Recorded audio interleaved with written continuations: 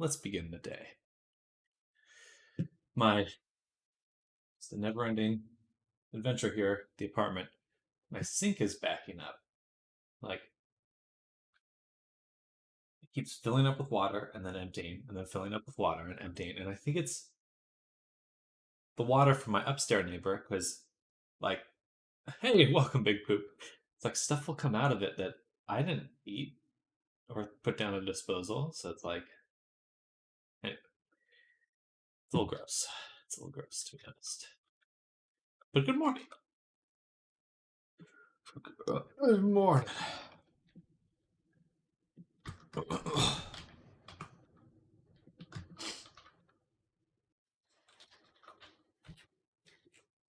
Neighbor sabotaging you.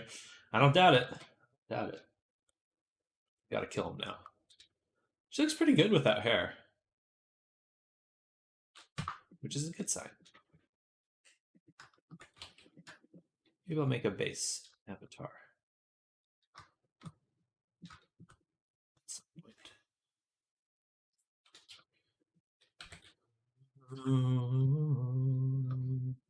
Good morning. I agree. Bald Channel Point Redemption will be lit.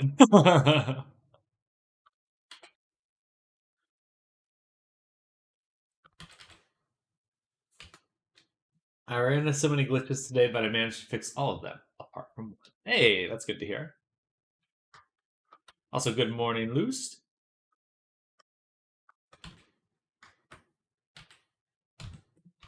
Oops. Like that. Get that bow looking good. And then, time to take all the fur. How are we going to do the fur? We're going to unhide this one. I'm going to take this. We're going to go U, project from view. Then we'll go to UV editing. Pin this. Select the rest of the fur. And say object, link, UV maps.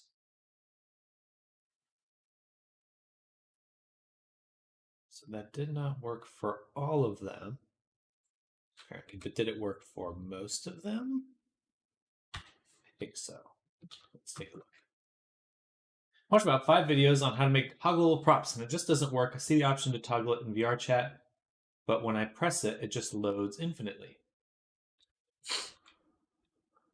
Did you... That's probably...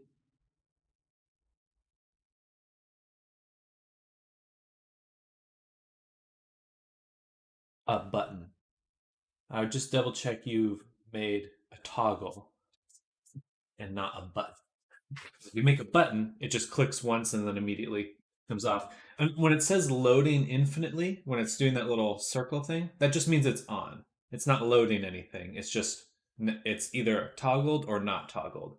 And it's just letting you know which state it's in.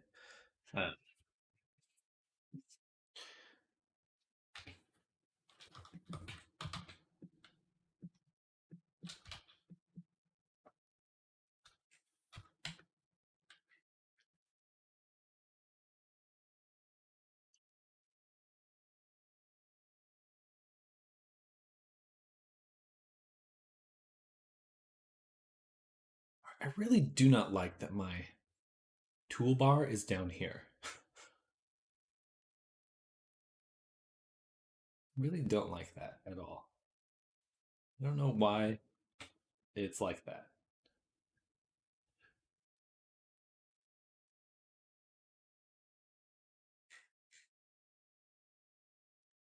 It's for this whole window.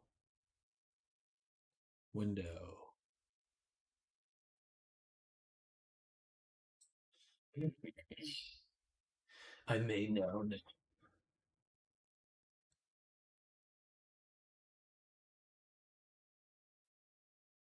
Outliner.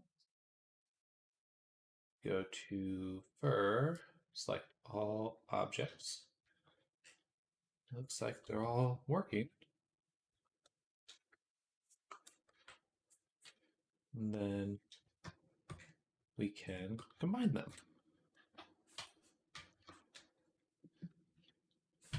Yay. What is this? So one or two of them may not actually be working. But that's okay. We'll go to the material and put back on our UV map. And it should show us if any aren't working. No, they're all working. Okay, perfect. Noise. Noise. All right, so all the fur will be one color. It will be easy to work with. Let's go ahead and start removing these separate objects.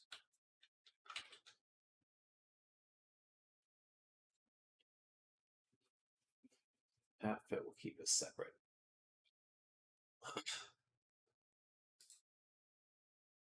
Cotton skeleton. Cotton skeleton, we only need the hand.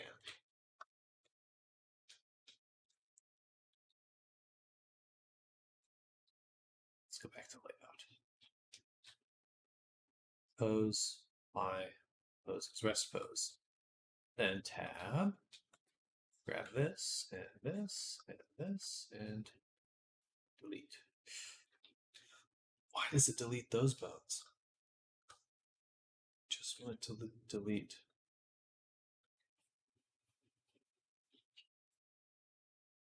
If I just do that again. Oh, it's because of the symmetry, of course. Okay. Gotcha. There we go. All right. So now we have the hand, which is good. Jam Judder. That's me. And then we'll take the skeleton and drop it down here. We'll be doing that rigging a little later. Take a sip of Red Bull. All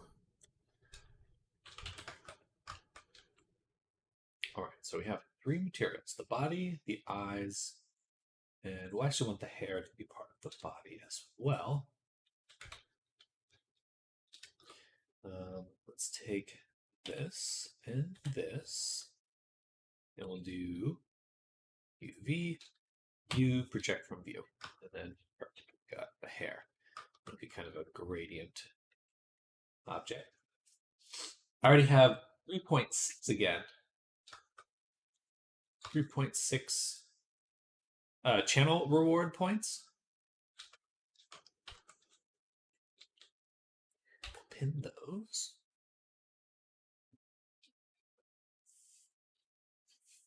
These ones will. Nice. Good. I think that's a reasonable amount. If more people start redeeming, I may have to change it, but right now it's a good pace. Yes, I am affiliate. I think I have been affiliate for a while. I think. I'm not really sure, honestly.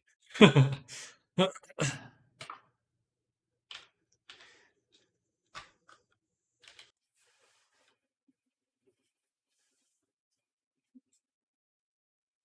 pretty good. All right, so now, someone who does emotes. It's if I make emotes, I'll probably make them myself. I should make emotes, so I'll probably do that at some point. Maybe we'll do that Friday or something. Next week should be a little bit easier to get other stuff in too. But I appreciate the offer, and I'll certainly keep you in mind if anyone else is looking for emotes.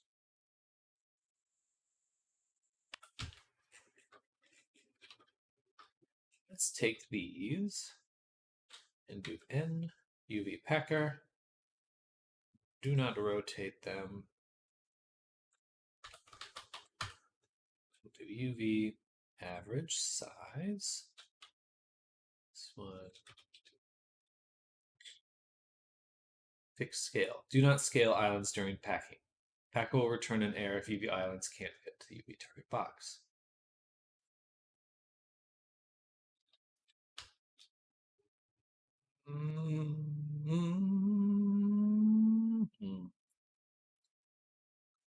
Back.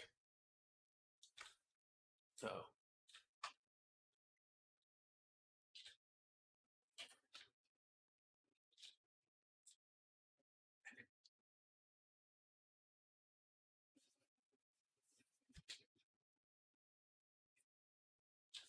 that doesn't look very good. Advanced heuristic. There's so much unused space up there.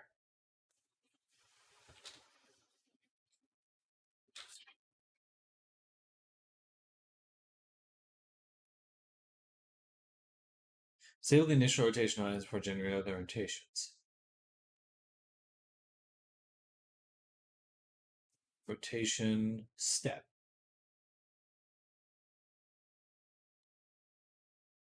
Set. Set what? What does that mean? Set what?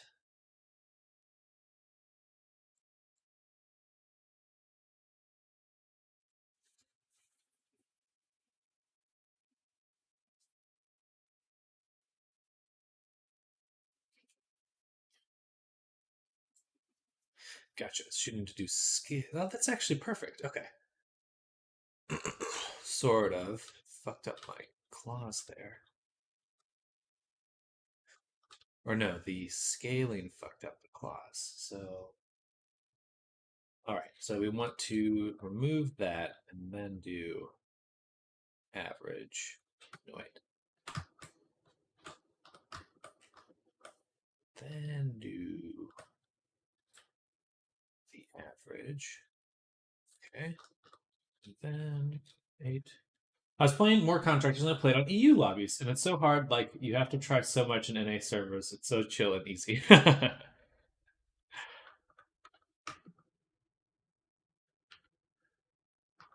I like that, how challenging the games are. I'm there to be pushed. I'm so fucking good at Ninja, too. I love Ninja mode. It's the best. I'm surprised there's not more VR games that are like bows and arrows, because honestly, that is the most fun, I believe, in VR. Because it's like with guns, or unless it's like single shot rifles, with like automatic guns, it usually just becomes like how fast can you shoot initially.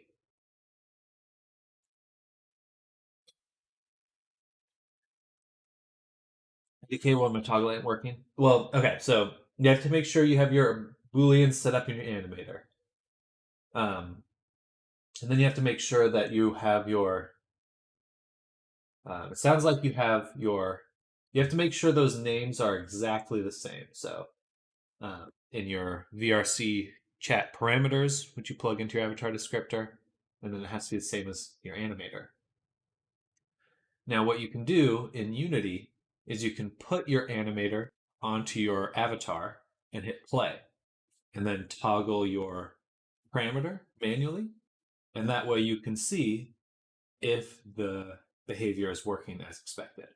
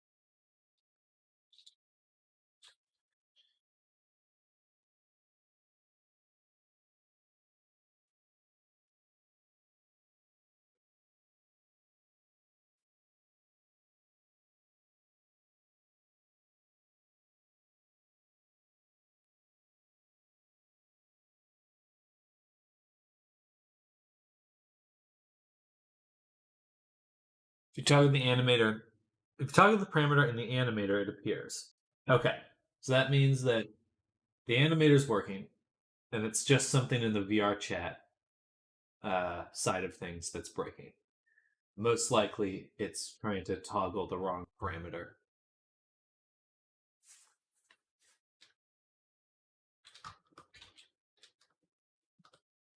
But that should help you narrow it down. Be right back. Just wash my hands.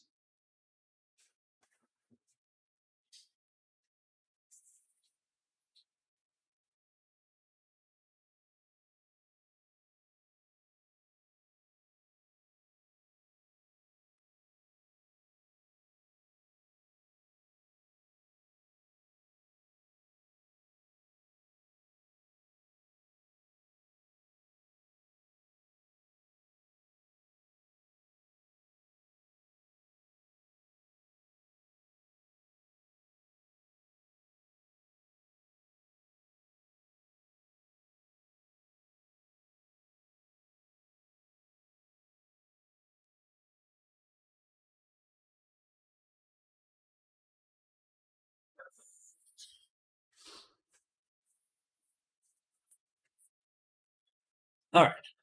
Just decent setup for all the stuff, but we are missing a few objects now that I think about it. These need to be part of the body.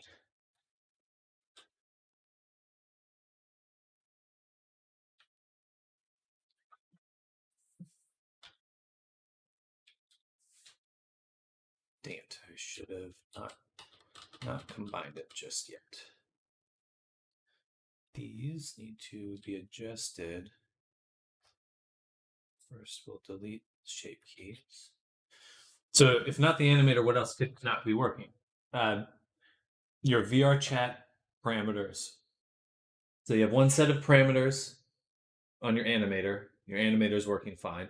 And you have another set of parameters that are plugged into VR chat. You have to make sure those names are exactly the same. They can't be any different, or else it's a different parameter.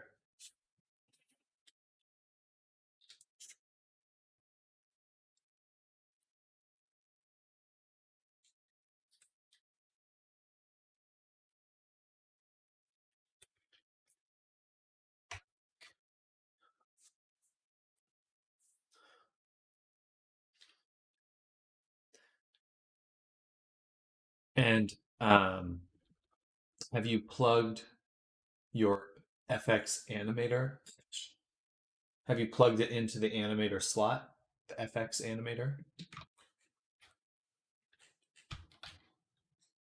Here, let me pop open.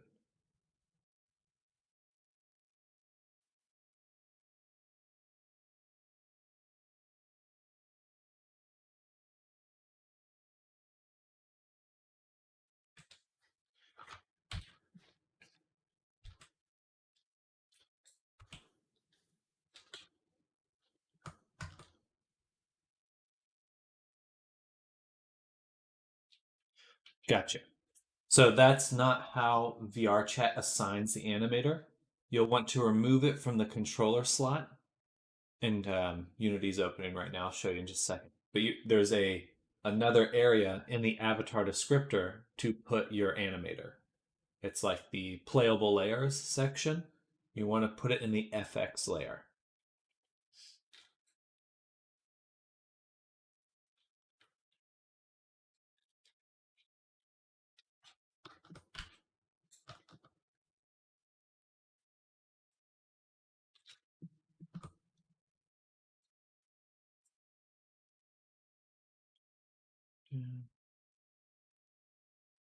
These ones are layer one. Okay. Okay. Now we'll pack again. Pack. That's what I did for my first avatar, but none of these videos said no. It is necessary. But yeah, sometimes they'll skip over it. Yeah, otherwise it just never gets brought into VR chat with you.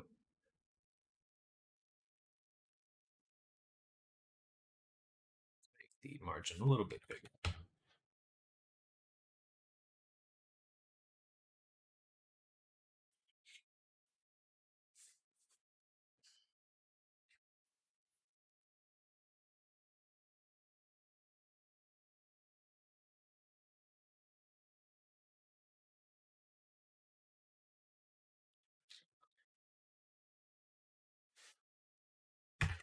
Hey, no problem.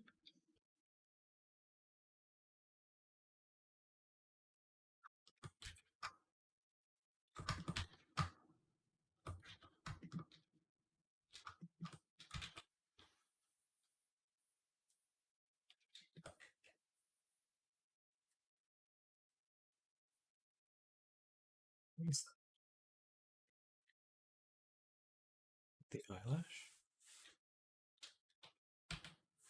Oh, it is. Huh. That's cool.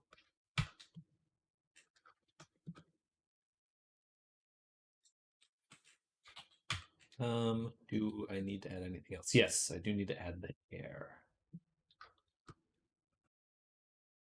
Should have done that earlier, but that's okay.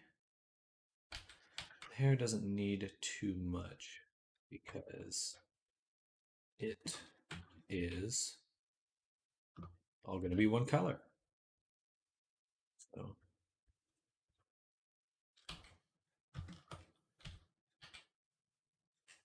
we'll just leave them together.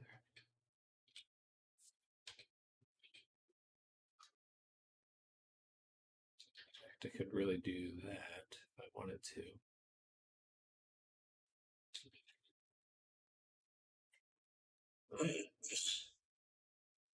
Guess I just got to do that 3 more times so I know what I'm doing now. Good.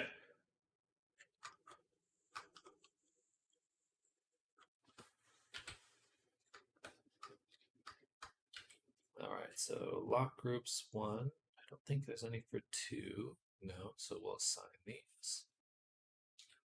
And then pack again.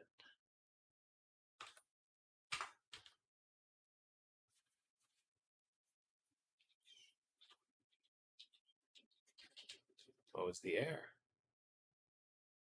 Just said it returned an error, but didn't tell me what it was.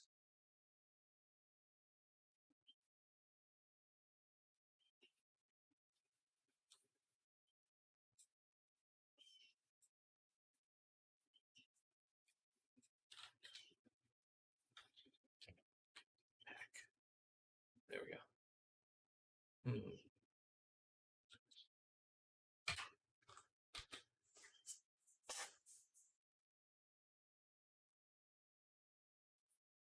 Interesting. So we need to take the mirror mod off, then we'll take the hair, we'll combine it with the body, then we'll take everything and pack again. Okay, that's not why it's doing that.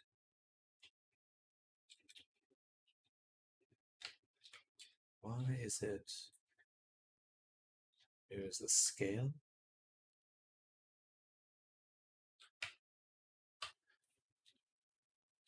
No. Maybe make everything a little bit small. There we go. Okay, it's just the size. All right. Nice. Okay, now we can actually move on and get this done. And that looks good. That looks like very acceptable. Pack.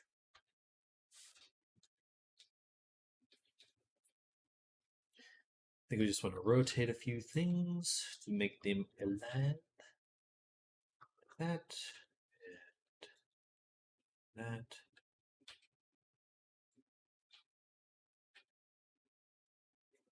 We can do.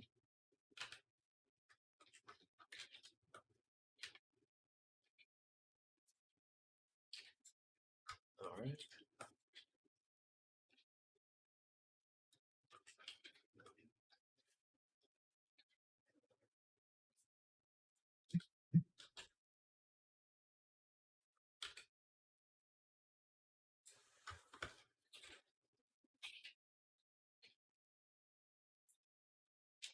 Perfect. This looks really good.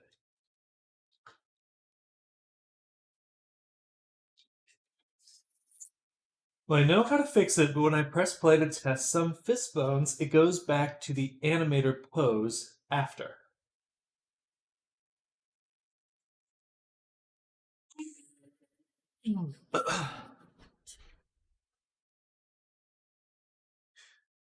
That would mean your animator's still assigned.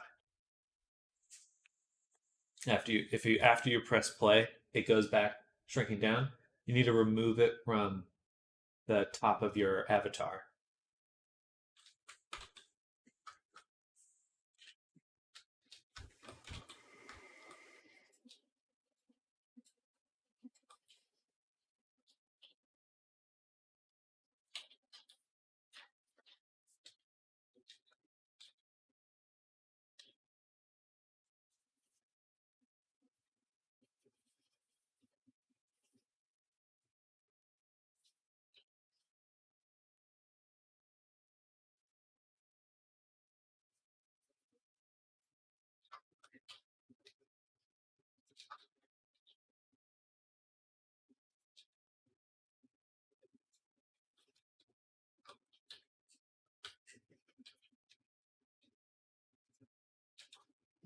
All right. This does not need half as many vertices in some of these spots.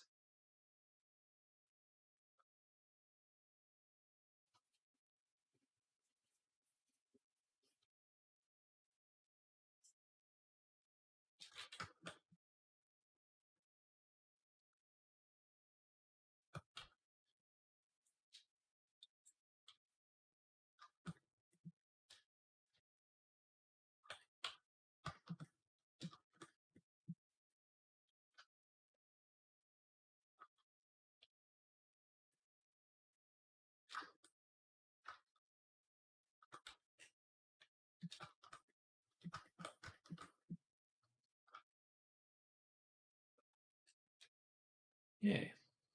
All right. Then we can get rid of like empty there.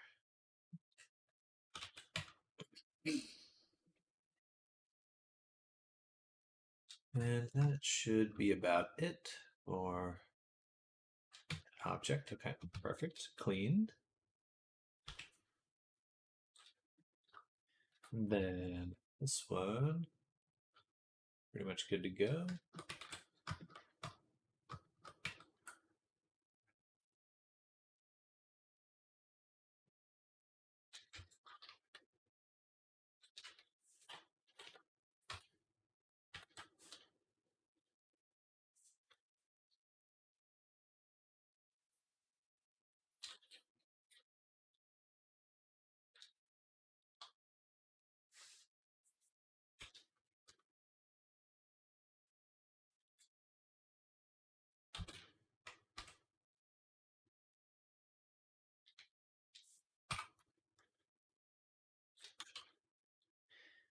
Can I straighten this? No, I can't.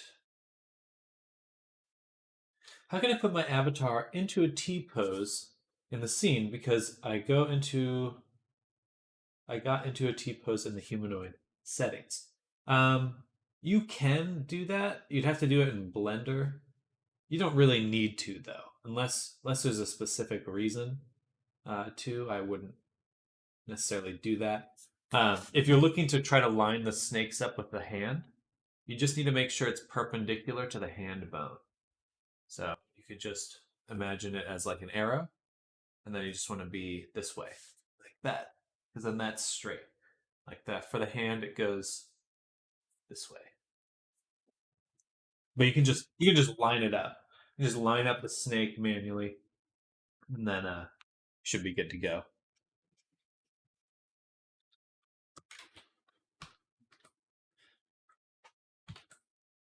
Um,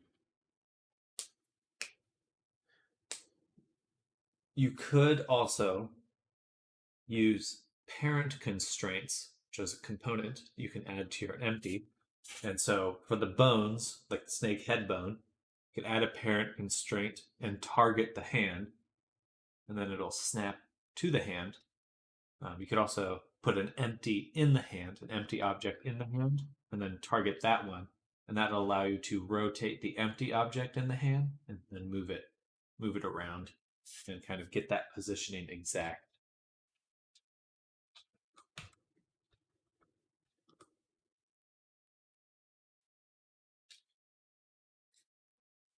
Yeah, that might be easiest. Depends. But that should be a more straightforward way to approach it. What do I parent the empty object to, though? I would make the empty object under the hand bone. So put it into the hand bone, basically. Because you want it to move with the hand.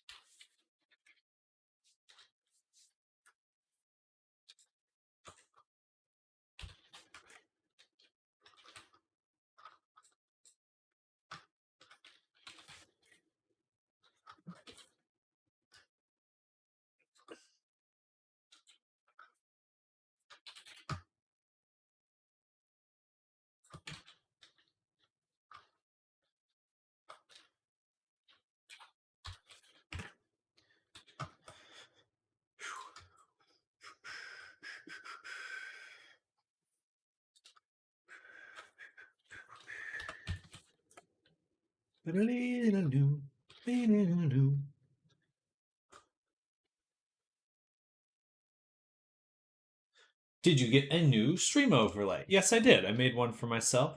Welcome, Alvin. Hope you had having a good morning so far. It's also some channel rewards now. We're getting fancy here. We're getting extra fancy.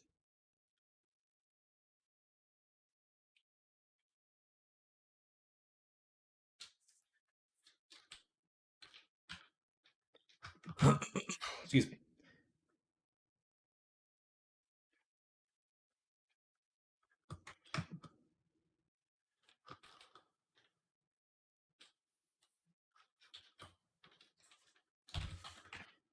We just do 0.8. Boom. And boom.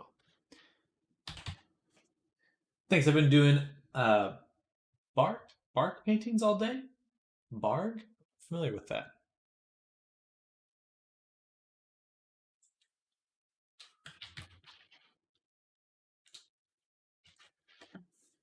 Barg as a painter. The Barg method. Ah, okay. So you're doing like drawing references and stuff. That's very cool. Life drawing, in a way.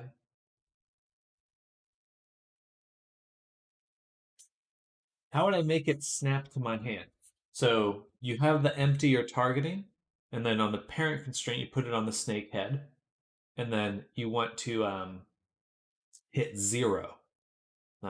Activate and 0, and it'll snap it to that spot. Yeah, on the parent constraint.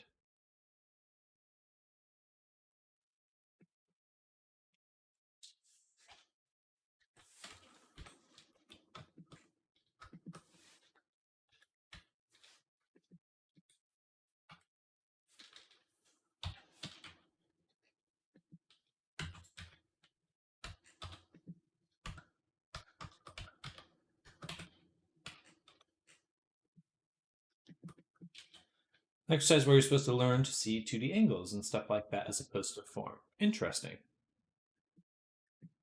That seems quite useful.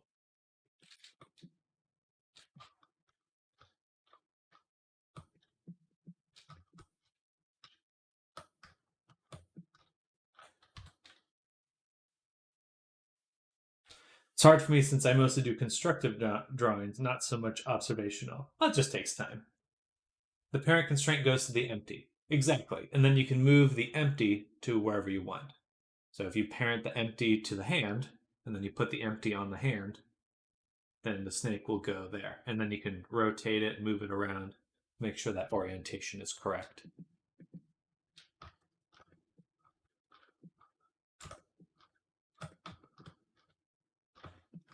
Well, there are some I'm not sure if you wherever you are, Albin, but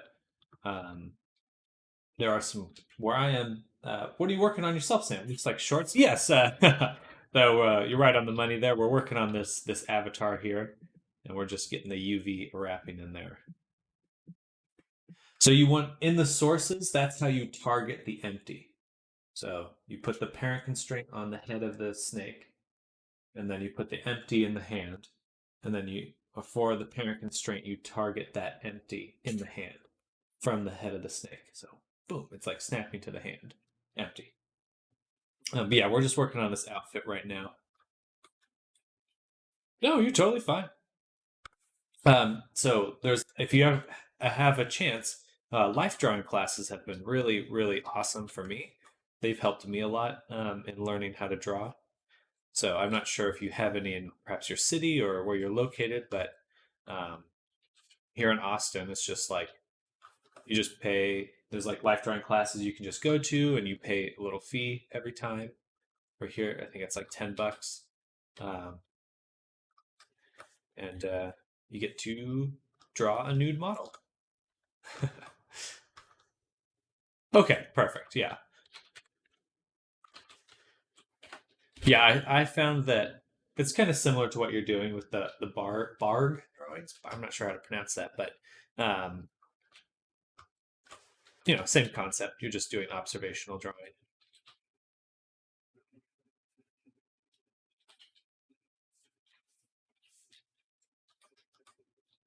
I'll nude model for you for $10 too.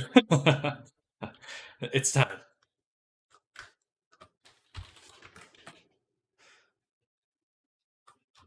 It's pretty fun though, and there's a lot of classes like that out there. Well, wait. So the empty object goes on the hand and parented to the hand. Then I put a parent constraint component on the head bone or something. Uh, Whatever the tip, the part of the snake that you want to attach to the hand, you put it on that part of the snake, like the head of the snake. So the head will go onto the hand. They're probably already there in your setup, but it'll keep it there without you having to change the parenting. I thought you're from California. I am from California. That's where I grew up and was raised, but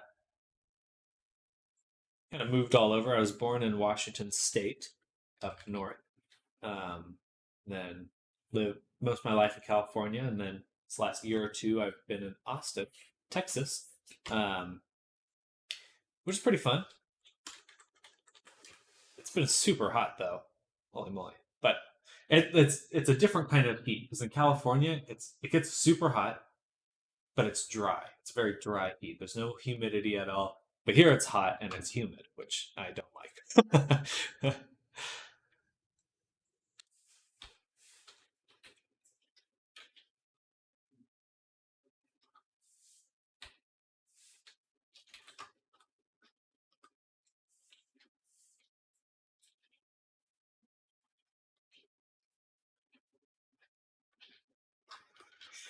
I would like to be back in California personally. That's my home state. Got a lot of love for especially the area California I was in, but it's just too expensive. It's just way too expensive. Even in Austin, it's pretty pricey. It's like no matter where you live, you have to have a roommate. I can't put anything in the sources in the parent constraint. It's different from California. I've heard those two states are like really different. People I meet. Well, Austin's. Oh, we're in California, my home state too, Fremont. I grew up in the Ventura area, Ventura, California, near Santa Barbara. Um, uh, yeah, Ventura, Oxnard, that kind of area. Um, and yeah, it's very nice. Specifically, the town I grew up in is called Ojai. It's a very small town, just kind of north into the mountains of Ventura. And then, as for Texas being different from California, Texas itself is very different, but Austin is the most similar to California in terms of free spirited. um, Austin's very much like a it's kind of a hippie town uh, compared to the rest of Texas.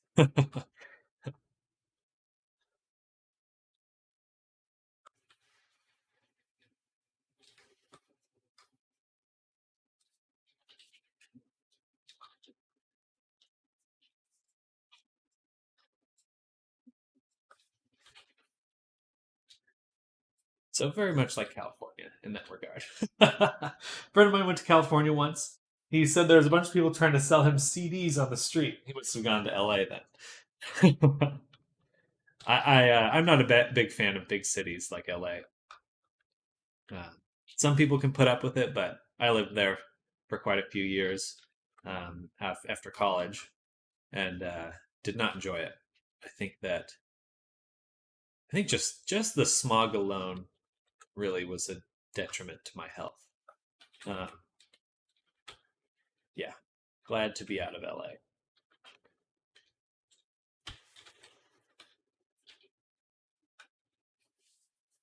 But California is nice. There's a lot of nice places to it, but it's pricey. Man, it is expensive. Like even the town I grew up in was just kind of a like a tourist town now.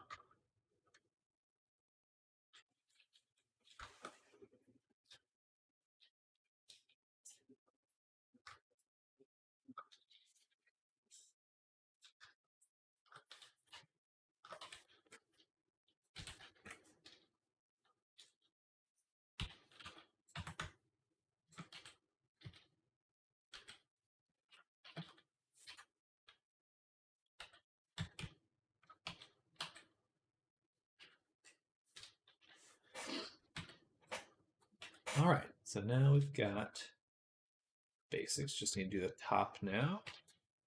I guess we could do just full single piece for the top. That'd be convenient. Hmm. Let's see.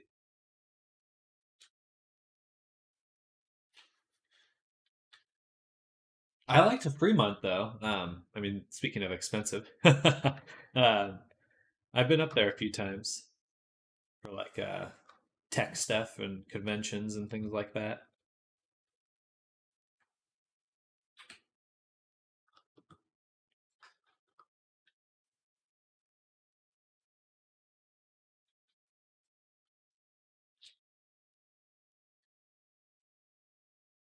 I think what did I do last time there? There was some convention, anime convention I went to.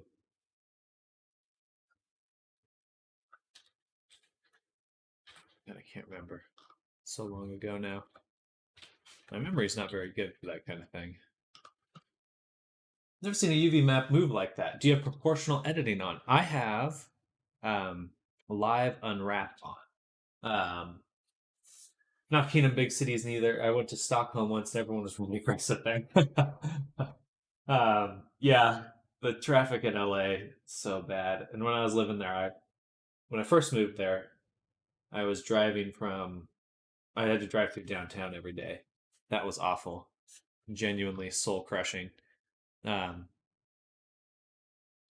but yeah, so for I just have proportional editing on, or sorry, UV editing, live UV editing on, super useful. And then I'm just pinning these pieces, and so it's really nice because like you can do things like this where you like pin the top of something and you can kind of position it how you'd like, and you can see what how the UVs are updating. So I really do utilize this a lot. It's quite useful. And I think we will separate the little necklace here, or the part on the neck.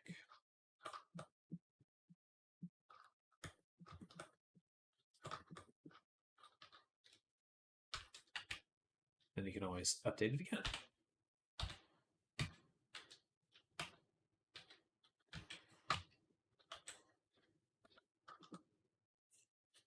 I didn't even know that was a feature. It's not talked about. It's a little funky to work with, to like at first. Um, it definitely has its own learning curve. but I think that overall it's absolutely worth it uh, to learn. I missed this spot here.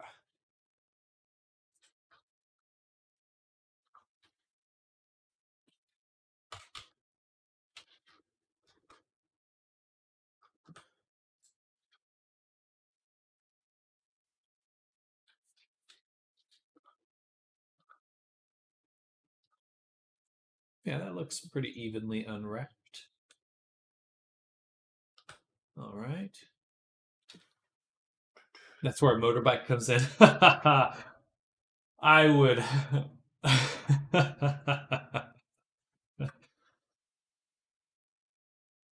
Yeah, I've seen the aftermath of some motorcycle accidents. It made me very quickly reconsider doing unsafe maneuvers. And here's the thing about any form of driving. It does not matter how good of a driver you are. You can't avoid bad drivers. That's the truth of the matter. Like you could be the best driver in the world, and someone could still pull out in front of you, and you're dead. Like that's just how it goes. Anyway, I'm not here to lecture. I think motorcycles are great fun, um, but there's certain places I wouldn't want to be on a motorcycle, and driving in a city is one of them. Driving in LA is one of them. But I see people do it. Man, I've seen some people go super fast through LA, just like blazing speeds. And what's nuts as well is here in Texas, there are no helmet laws. So everyone's driving around these motorcycles super fast, super crazy, no helmets. Like, anyway, I'm not here to moralize. It just blows my mind. It's not something I would comfortably do. They have nothing to lose. It's true. It's true.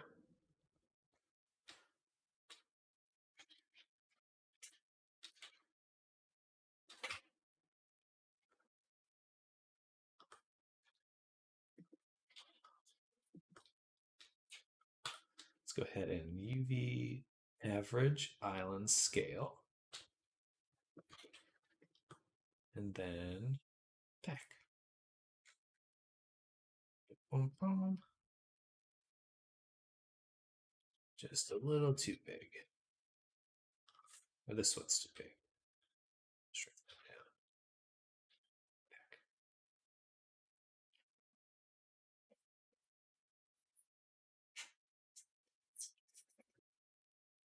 And this is a tool that I bought here, this UV Pack Master. I like it quite a bit. Definitely saved me some time.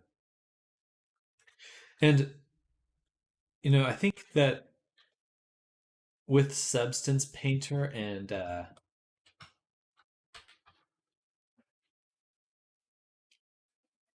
like UV packing, at the end of the day, you don't really have to have like a perfect UV layout or know exactly where everything is because you just find it in 3D space, drop a material on it, good to go. Really want to live in this farm next to my grandma and would just get a dirt bike, just go crazy on fields and stuff. That'd be fun. That'd be very fun.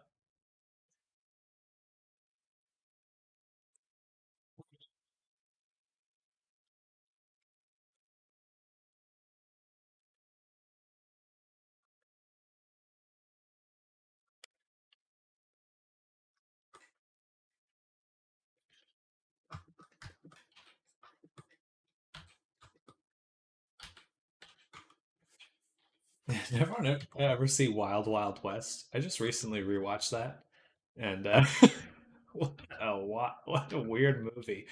Holy moly! I saw it a lot as a kid. Um, just asked the local neighbors if I could drive around on the fields. They harvest everything. Just find a spot. Here in the U.S., like there's like spots you can go, and it's all just ready for dirt biking and stuff. Maybe you have something like that near you.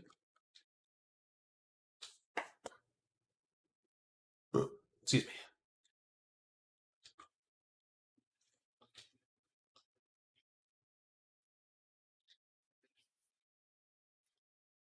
Okay, the eyes shouldn't merge together, so we should be able to combine them. And we'll combine the hair at the end. Searching up some of these in the UK not that long ago, there were some, but not much. Gotcha. Uh-oh. Actually, that's perfect. I messed up my fur. I messed up my fur.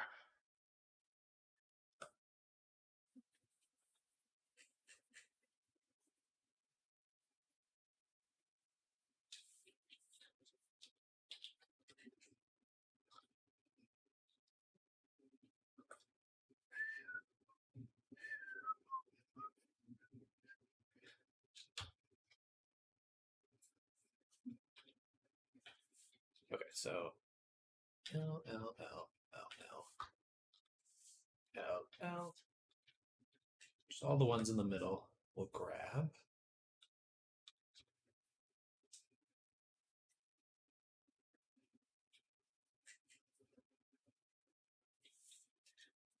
I googled that movie and 24 Reasons Why.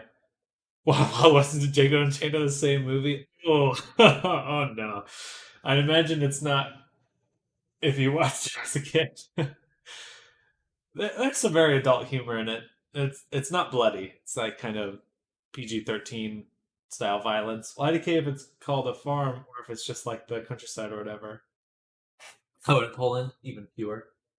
Interesting. I was kind of surprised by that. Maybe just dirt biking thing is kind of like a culture, you know. It's not a lot of if you don't dirt bike, you may not even know what it is. It's like that's a thing. Like it's a sport, isn't it? Yeah, in some ways.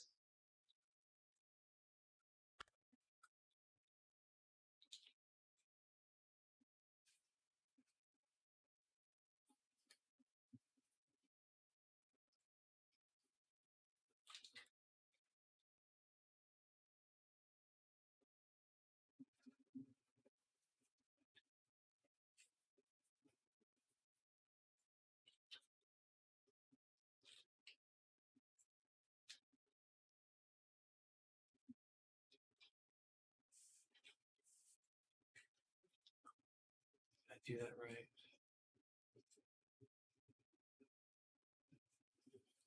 Outline, outline, outline.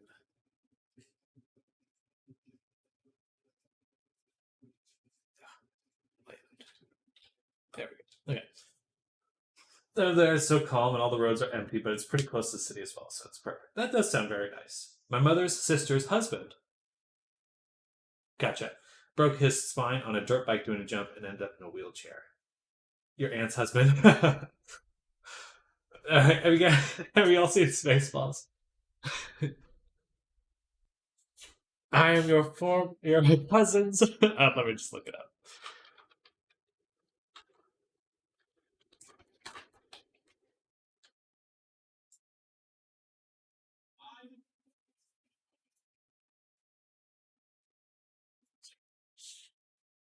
I am your father's brother's nephew's cousin's former roommate. What's that make us? Absolutely nothing. I am your.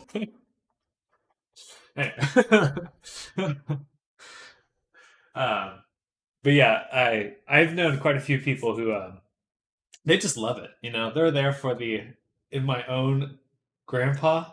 I'm my own grandpa. Uh oh, I have not, but absolutely not. Which is what you are about to become. I've seen that movie so many times. Holy moly! Um,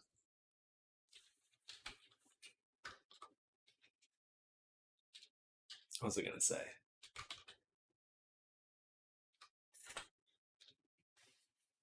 Yeah, adrenaline. People, there's adrenaline junkies out there, and they don't mind getting injured. And injuries mean different things to different people. Um, but I've certainly known a lot of.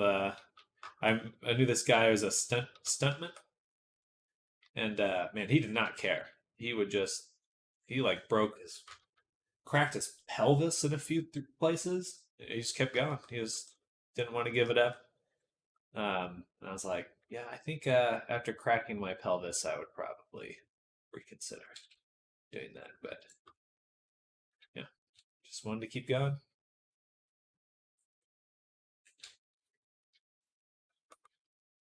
Or was it he? Did he crack his pelvis? I think it was him.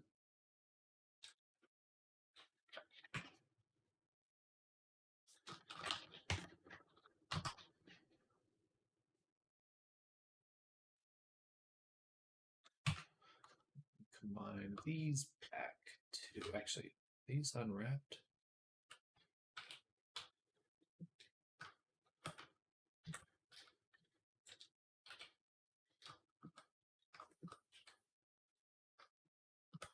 Let's put them there. Where's the eyebrow? Here? Where's the eyebrow? We'll put it right there too. Okay. You only live once. Gotta live the best life you can, even if you die. I think what people imagine as what they want out of life. Some variation there. YOLO, I think, is the phrase.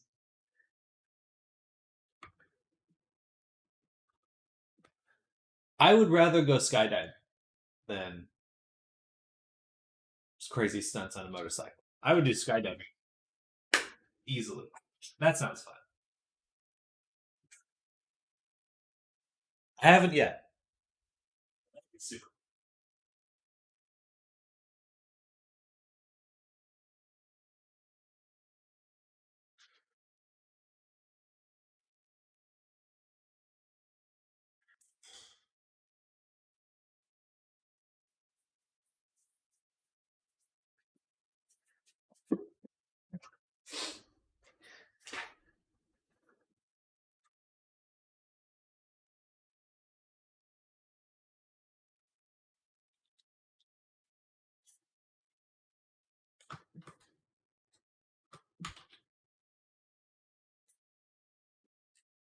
Let's go ahead and hide the outfit.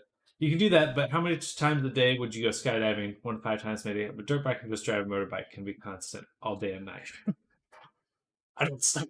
I'm just out there 24/7.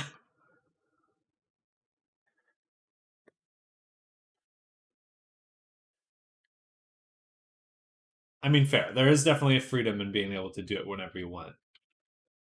But if you work hard, get rich enough, and you own a plane, you go skydiving whenever you want.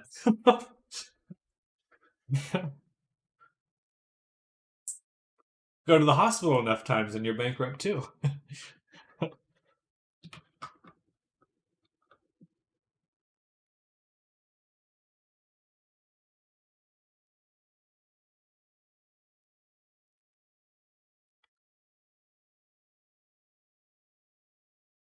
Bike ride. Hey, I'm not here to dissuade you from riding the bike to go to the hospital one less times, but it's not a zero. You've already resigned yourself to the fact that you are going to go to the hospital at some point.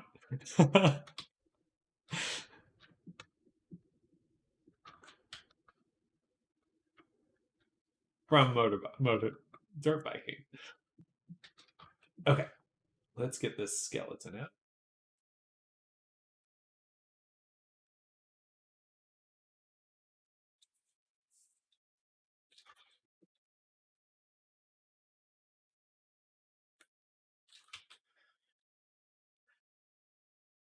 I think free may mean something else in the context of injury. Your body isn't free.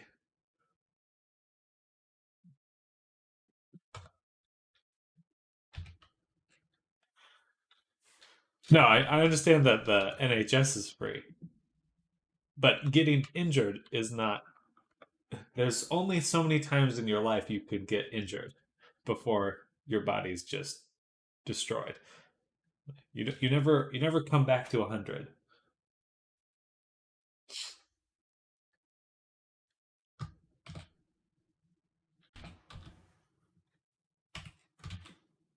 No one's Wolverine, you know. As much as I want to be Wolverine.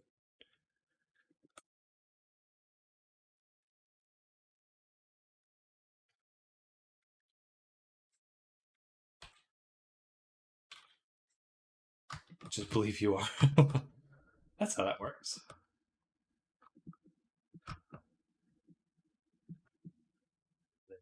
Here we'll delete these bones so we can take this skeleton.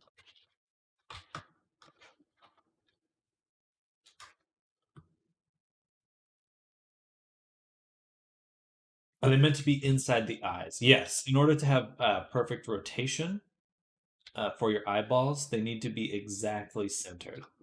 So that's why I'll select the eyeball mesh and I'll do Shift S, cursor just selected, and then I'll get my eye bone and I'll move it there with selection to cursor. Keep offset. And then you just move. You just want to make sure it's perfect.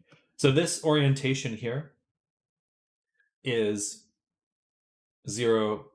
Is in Unity, this is what they're expecting for the eye bone to be looking straight up. You don't have to have it that way. That's just what Unity is expecting. I don't know why. I don't think it makes much sense. I like when it's pointed out. I think that makes more sense to me.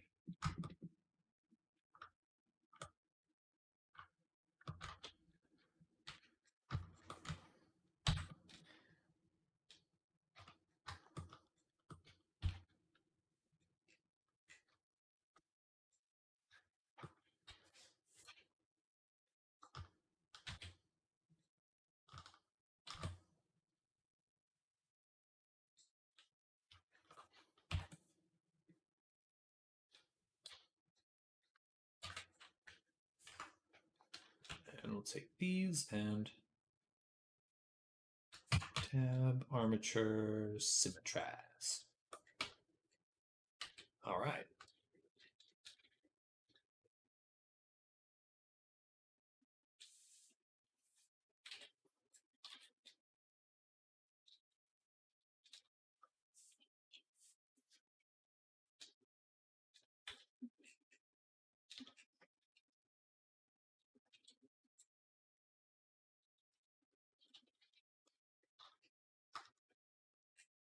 All right, things should actually just be pretty much ready to go on the rigging side, which is why I like working with the base. Oh, that looks like what it's supposed to look like, right? um,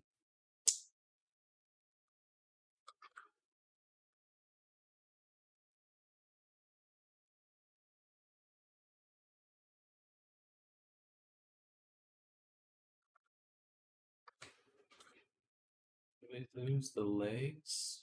There. It's okay, I suppose. Actually, they're not perfectly aligned just yet. Bada boom.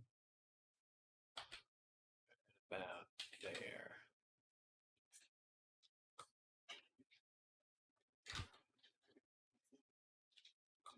Perfect weight painting. Need to make my snake. Make your snake on me. Make them powerful.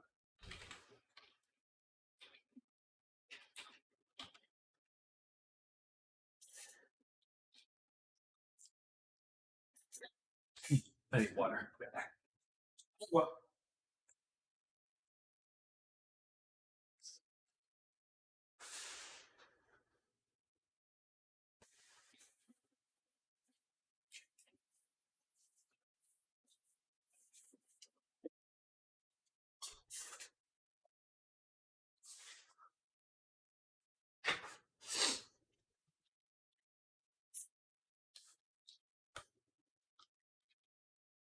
And time to make some other bones too.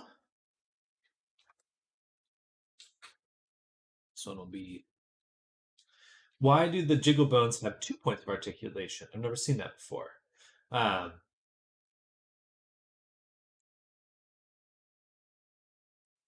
It's just the minimum you need to make it wiggly. Do you just use one usually? Or just see one?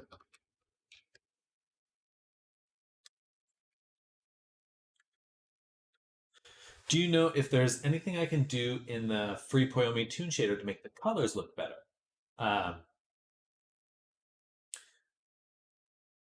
You can usually do, there's like a hue shader if you really want to, but it's just going to match the colors you've given it. So if you make the colors more saturated, you do that. There's different shading models that look nice, but just one at the base. I don't know. I guess two gives it that little extra jiggle, you know? Just like there's the full motion and then just a little bit of jiggle towards the center. Um, yeah, I think it's just however jiggly you want it. I like it jiggly.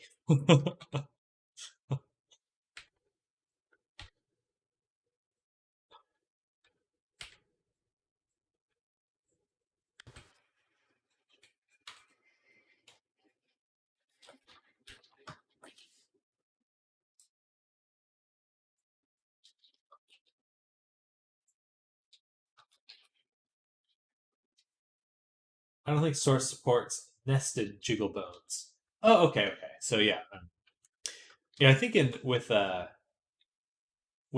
chat, people are pretty prone, me included, to uh, going a little overboard with jiggle bones.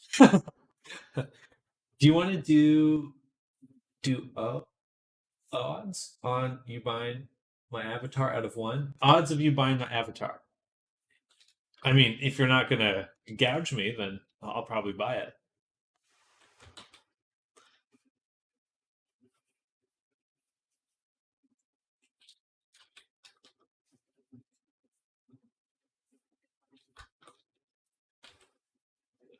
It's $1 million.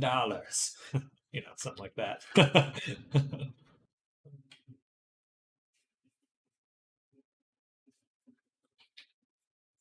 But yeah, man, if you make one, I'll definitely, uh, I'll take a look for sure. I'm here to support. It'll be $10.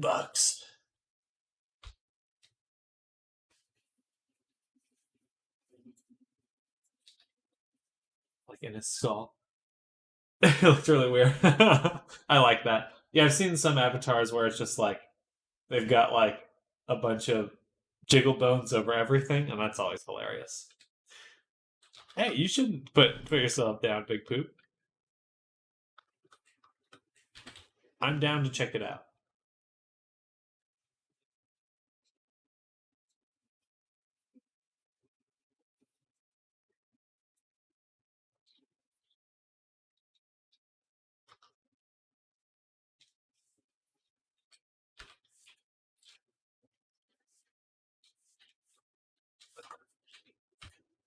Oh, is this because I'm in edit mode?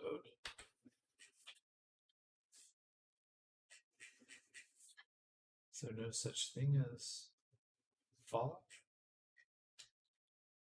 off? Huh, okay. Interesting. You can't do fall off with it.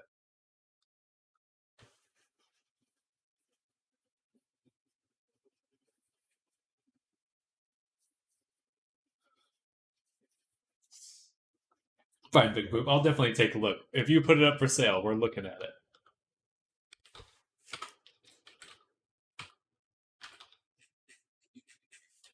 You might already know this, but you can multiply. You can multiply the bones if you press W1. W1. In what way? Like W1?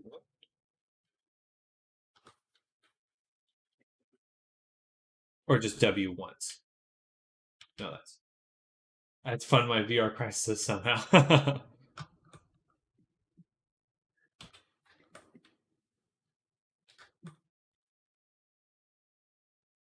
Yeah, I may have. I don't think I overrode that hotkey, but 2.7. Usually, I just do the extrude, E for extrusion, but for tails, it's super nice to just do the whole thing all at once.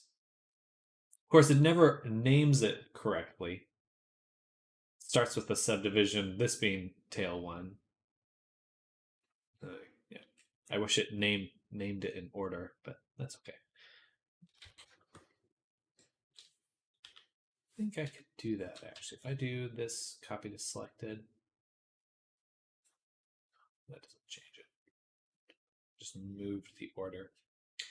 Moved the order of it.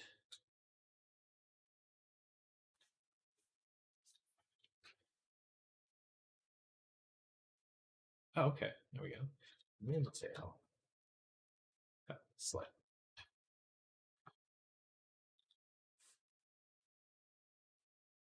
Hey, okay. Now I figured it out. You just have to name it something else first. Then you can do it. Python script a while back for fixing the names. It's really annoying how specific the symmetrical bones have to be.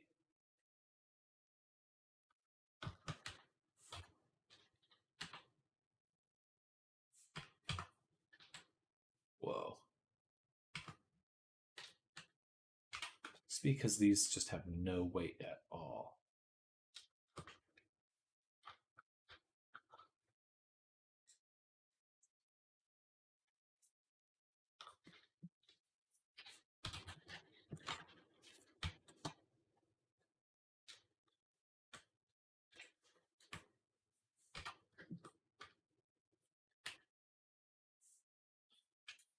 What is influencing them? Huh.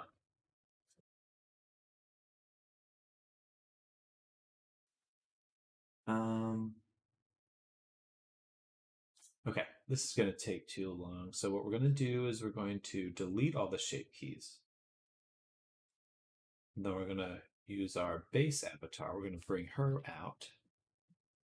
Whoa, she's kind of hidden in there. It looks like a beard or a mask. And then we're going to go to this. Select a base Abby and do transfer.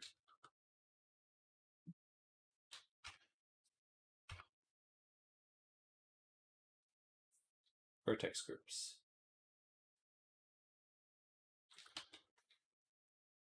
You can hide that from there.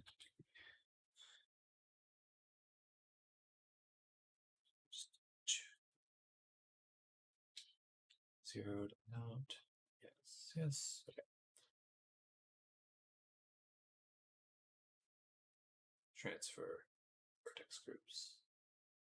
Awesome. Built in, I guess my scripts are done. And you could do that right click thing you did. Yeah, the copy selected always. Surprising power in doing that.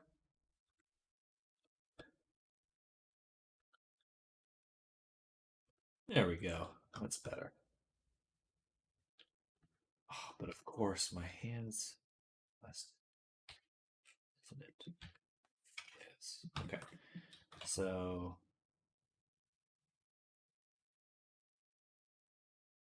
Crap. Let's back up a second.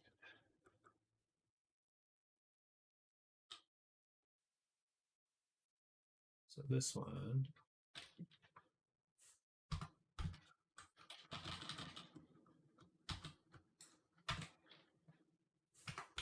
Oh. My hand's already completely busted. Annoying. Why is it so busted?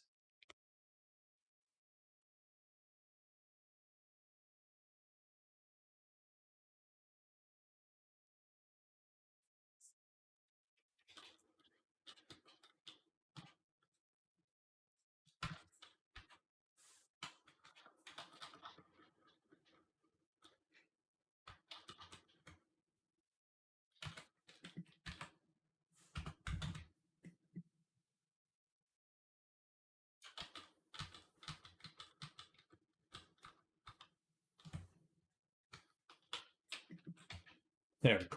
Okay. Looks like it should have it. Should it? And it does have it. So we want to protect those vertex groups when we do this transfer. We go here. We select the base Avi here. So in my PayPal account, PayPal gave me a free €5. Hey, that's kind of them. They really want you to spend it on cryptocurrency, apparently. Every time I go on to PayPal, it's like, buy this crypto, buy this crypto.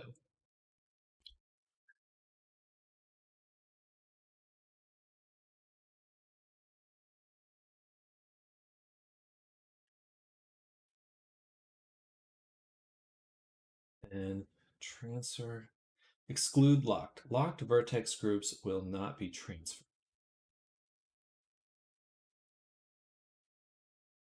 From the base Abbey, though. And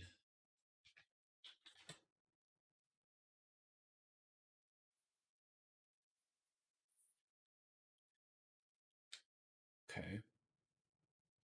So the base avatar, we don't want to transfer any of the hands stuff. None of this here.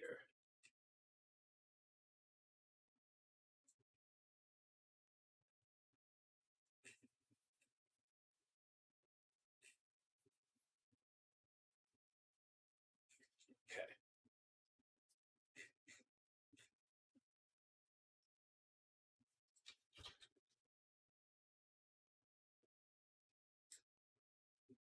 And in fact, we're going to go ahead and duplicate this one so we have a backup of the hand case. Do that. So now transfer. Nice. It breaks. Okay, then don't do that. Transfer.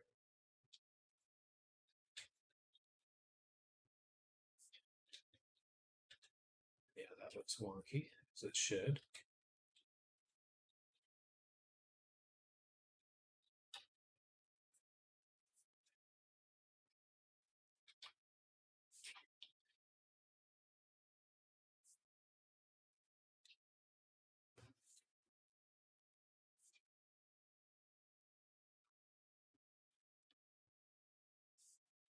Okay. So then we go to this, and we will transfer, or boom, boom, dun, dun, dun, go here, and we will delete everything but the hands. Or no, delete the hands only. Boom, boom. Thanks.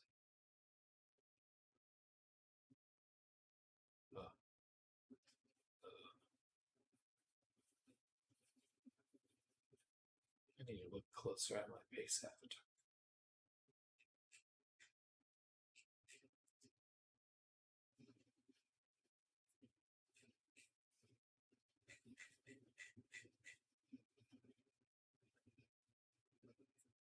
Okay. So now we've deleted those, and then we can go to weight paint. We can Control Tab, weight paint.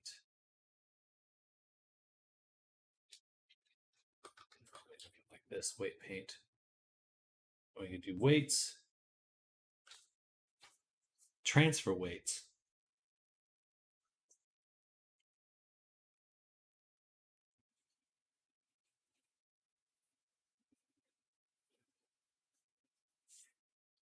And on this one, then, we only want the hands. So we only want to transfer the hand weights. For making multiple props, do I put the on and off animations of all the props in one animator controller? Yes. For avatars, everything exists in one animator controller.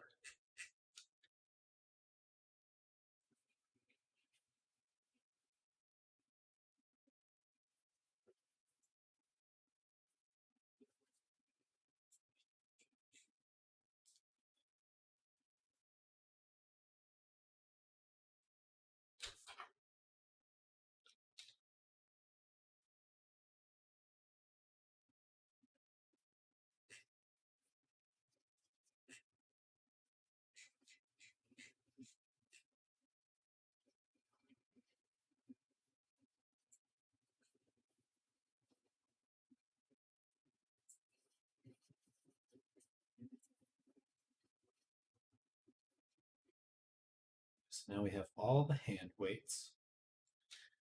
Then we can unlock all. Then we can go back to weights. We want to say weights, transfer based on topology. Okay, actually, undo that. Alt G. Now we do it. Weights, transfer. Create data. Add data layers on destination meshes if needed. Yes.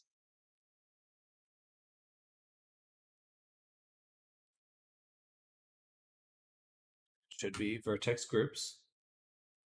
All right. Done. So now I realized that I didn't actually transfer that. Fuck. It's getting confusing. So this one, this one. This one's our main one. It has no hand information. Good. And this one's our when we're transferring it from. We want to transfer this. Do not have the same amount of vertices.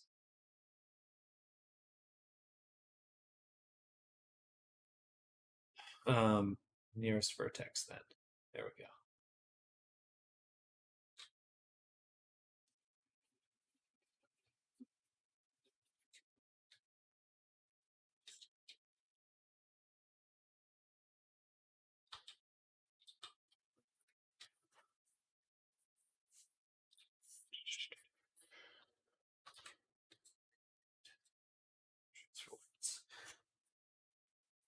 From selected meshes to active ones. My active one. Gotcha. Okay. So that's right. From this one to this one. It's so hard to fucking tell. From this one to this one. Weight paint. Weights. Transfer.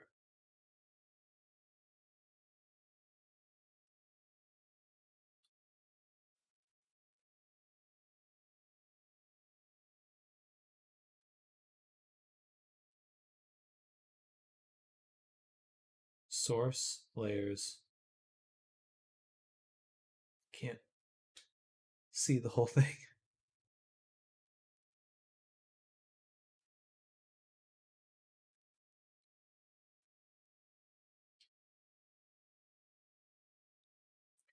That worked.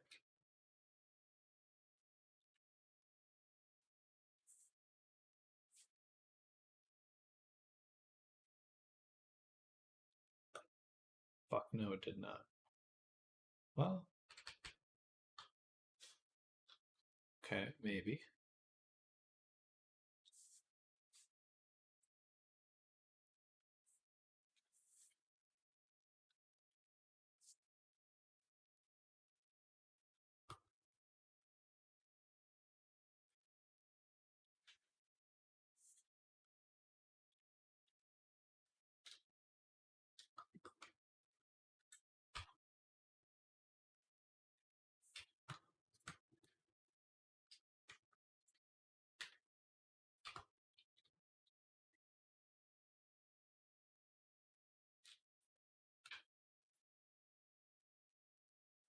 Okay. That should have worked. All right, we just need to get rid of these weird extra groups down there. But we did it. That was awful. I hate weight painting when you got to transfer weights. It's such an inexact process.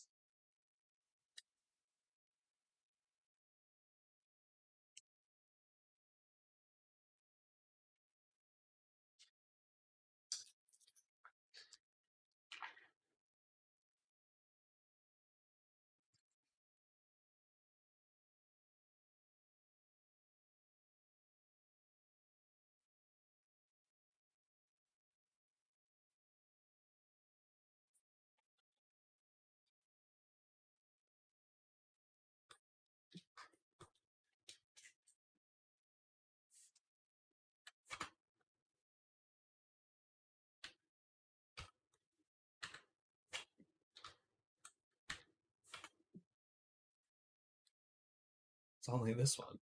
So odd. Just kind of somehow hooked the spot there.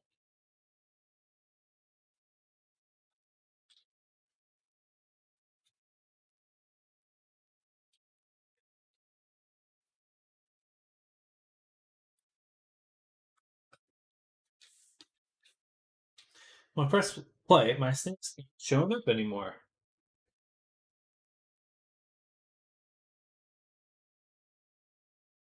I don't know.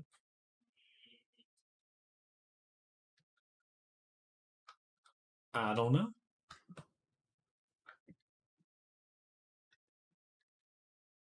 What? What? Did not transfer. These ones. Is it just the tips of the fingers that didn't transfer?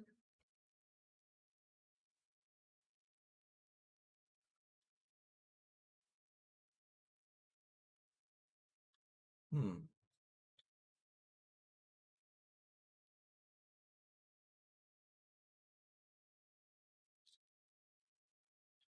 Um, so your animations can possibly override each other. So that's definitely something that could happen.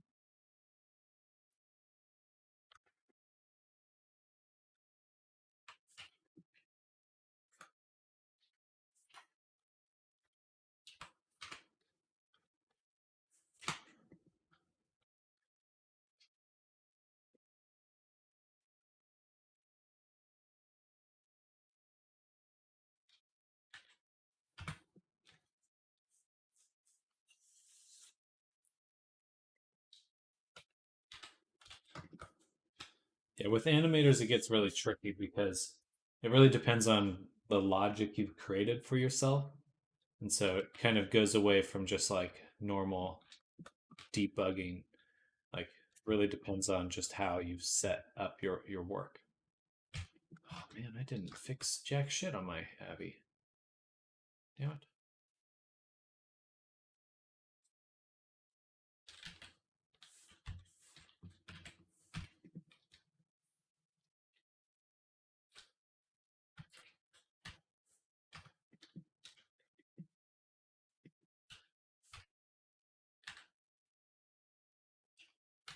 I don't understand. Okay. Here's what we're going to do. We're going to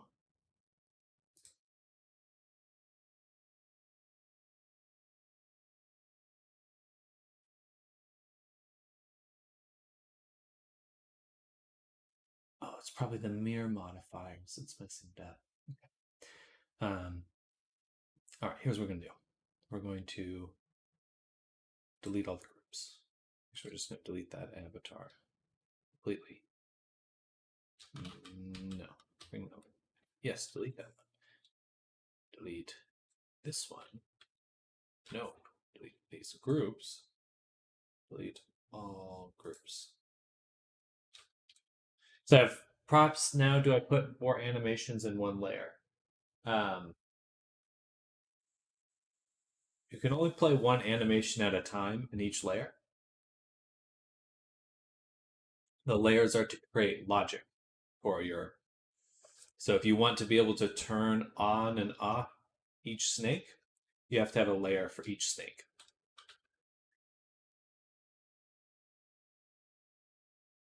That would be the simplest way to do it.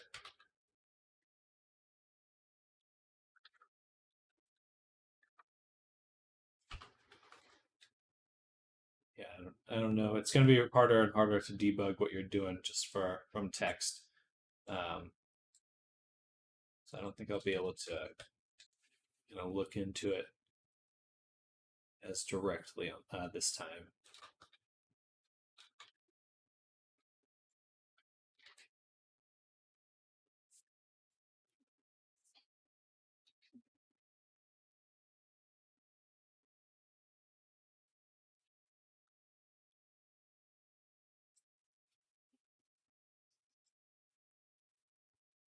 Here. this avatar should be parented here. All of these fingers, no, not all the fingers are working, so it's just like that. Just like that. Which is what we want. That is what I thought I had. The other one.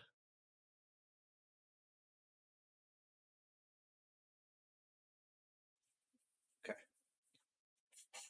I have to write this down. It's a little complicated.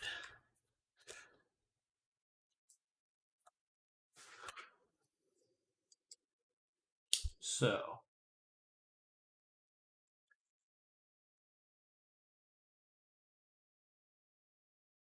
we want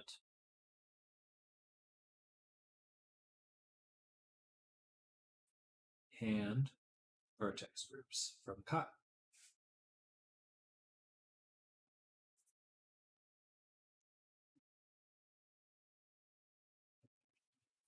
We want to take body weights from base.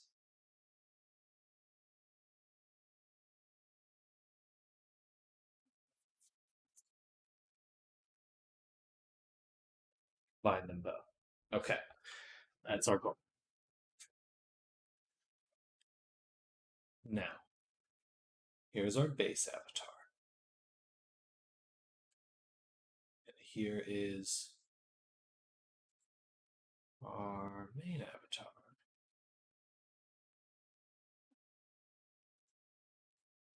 Or sort of, that's just the skeleton. This is what. So in this one, if you go into weight mode, there's nothing because I deleted it all. So let's back up a ways.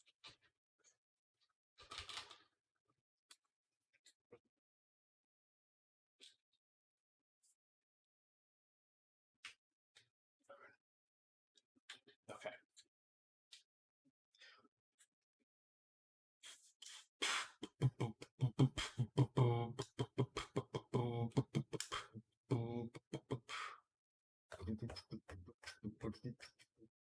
So for this one, what we need to do, let's make a copy. File, save copy. For this is UVs made. That's where we left off. The main thing. And we want to take this hand, L, C, B. Oh.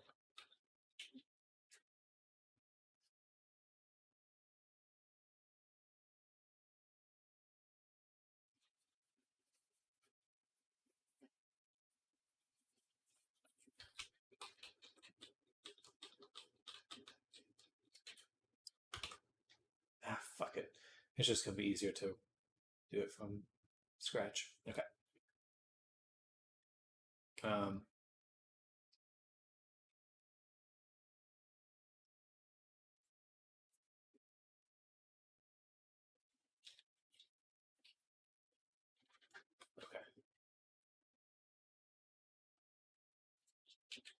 So we got the outfit, we got the body.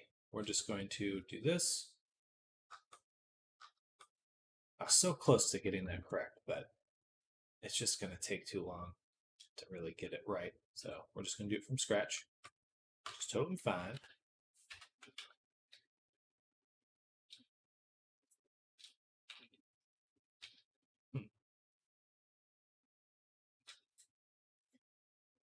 Delete all groups. Boom, boom, Control P. Automatic weights.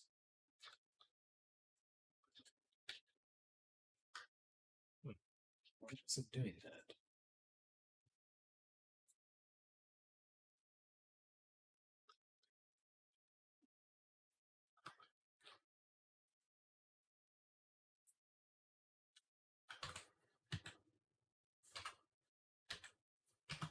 The X mirror messes it up.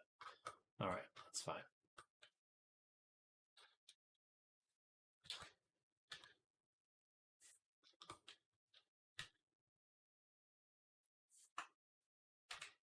Okay. And we can go ahead and delete this too.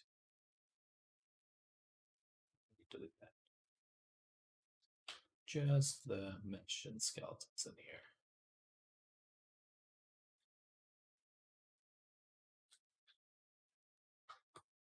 Then stick. A little easier to see. Weight paint. All right, we're going in. Darn.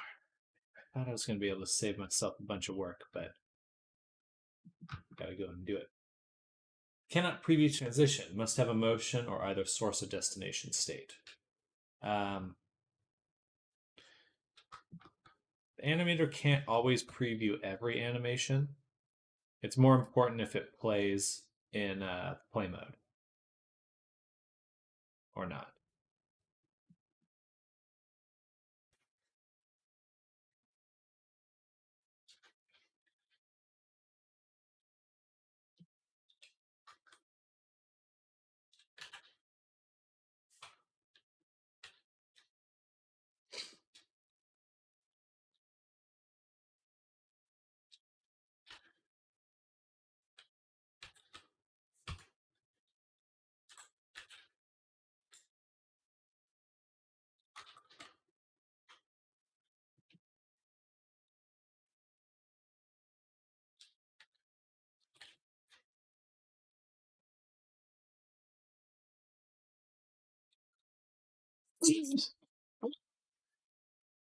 Yeah, because the error isn't saying that it can't play. It's just that it can't preview um, what it looks like.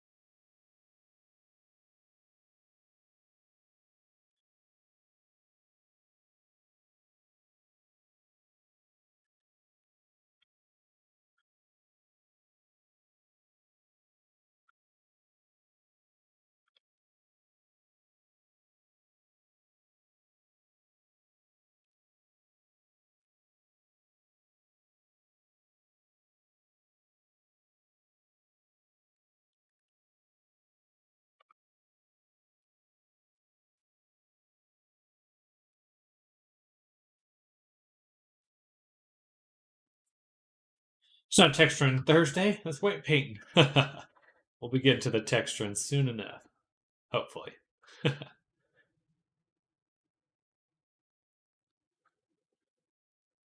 Just got to get through this first.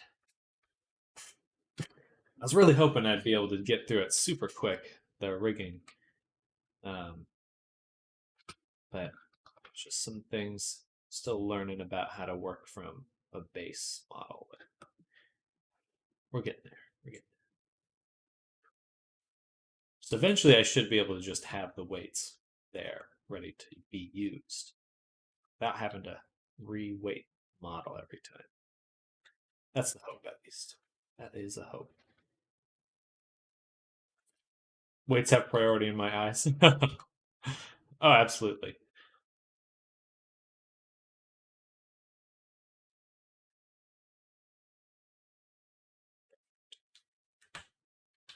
Bada boom.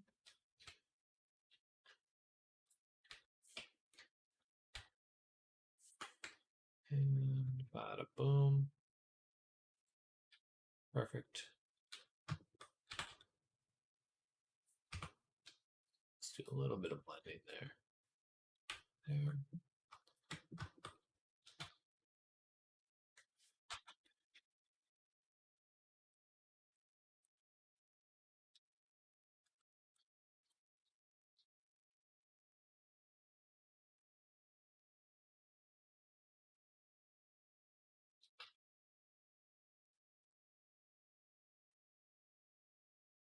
Now we can blend it properly.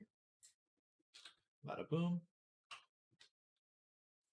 Do a little bit of that. Nice smoother gradient. Whoa. And then let's go to the chest here, and we want this to be weight 1. Something like this.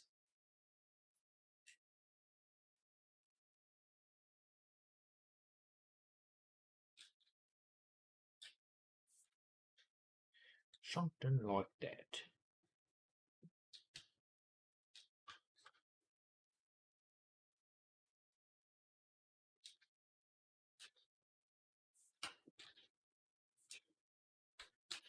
Oh, why's the mouth moving? Look at that. The first snake is back and working now. It's the second one that ate. I should point out what that should definitely point in the right direction as to what is a effect and what there.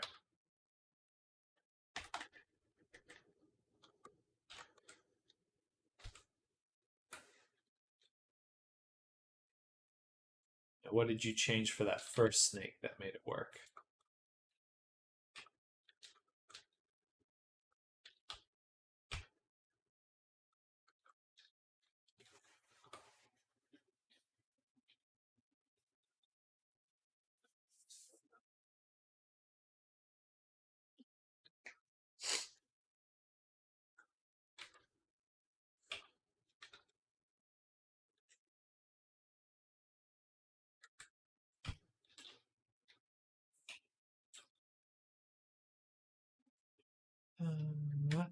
Uh, uh,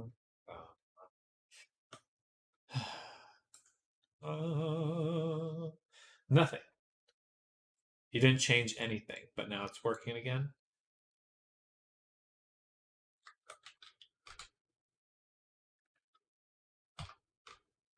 Dun, dun, dun. So much weight painting to do.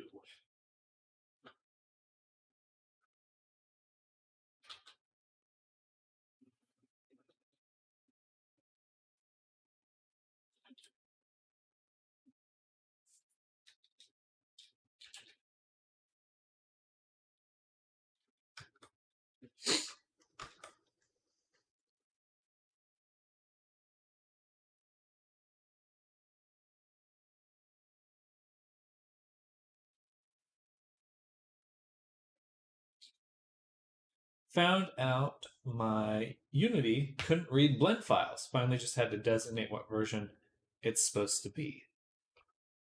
In what way?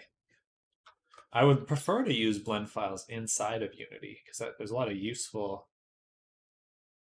uses out of that, but I've had some trouble doing it as well.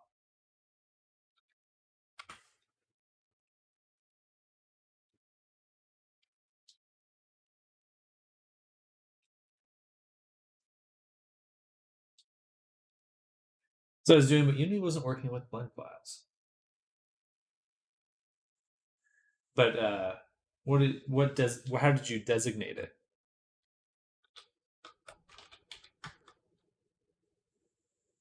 So if you tell it to use your most current version, it will work. Tell Unity?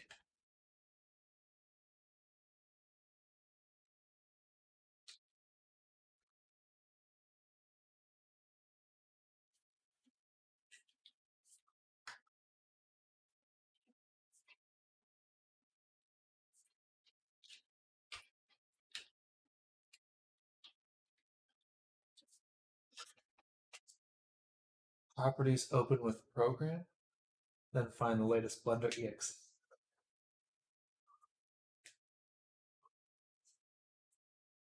Interesting. I'm not quite sure what you mean. Is that like let me see. So like if you had an FBX file, or I'd have to save a blend file in here to test it, I suppose. I'm just curious if it's unit or Windows settings that you're changing, or it's just purely all in Unity that you're changing settings.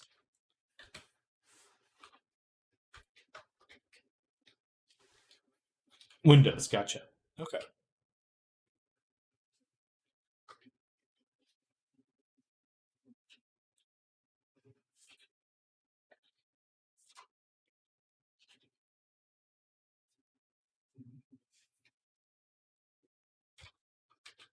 Oops. Windows. Windy Windows.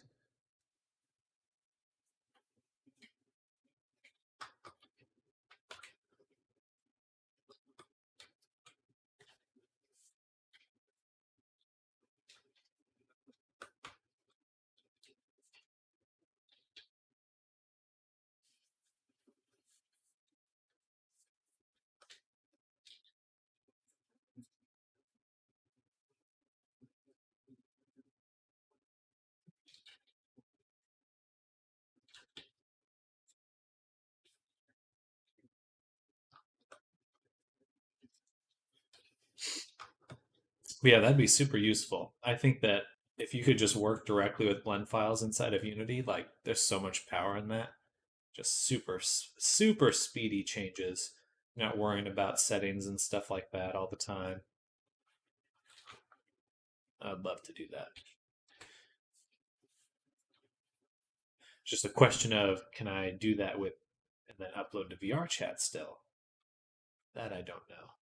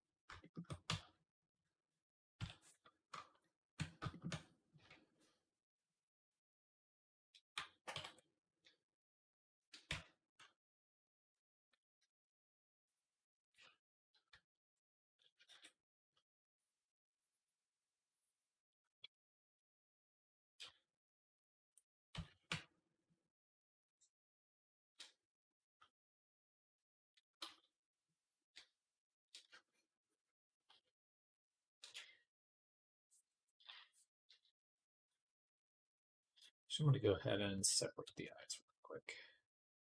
A little easier to paint this next part without the eyeballs. No eyeballs allowed.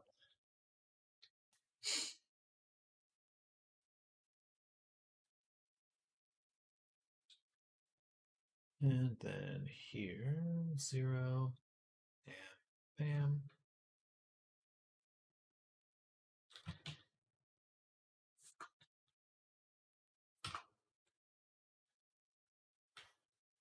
Oh, shit. Damn it. Damn it.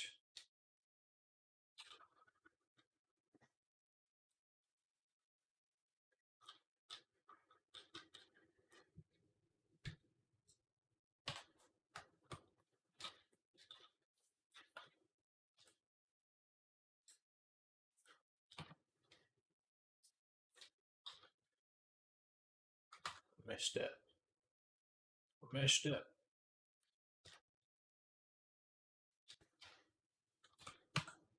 Now, I'll separate. I accidentally just only pulled out the. Fuck.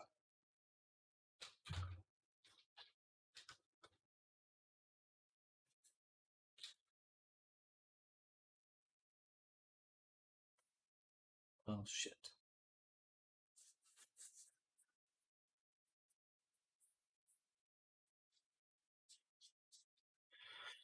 All right. We can redo the eyeballs really quick. Just pull them out of the base avatar. Lickety split. Lickety split. Easy. Okay.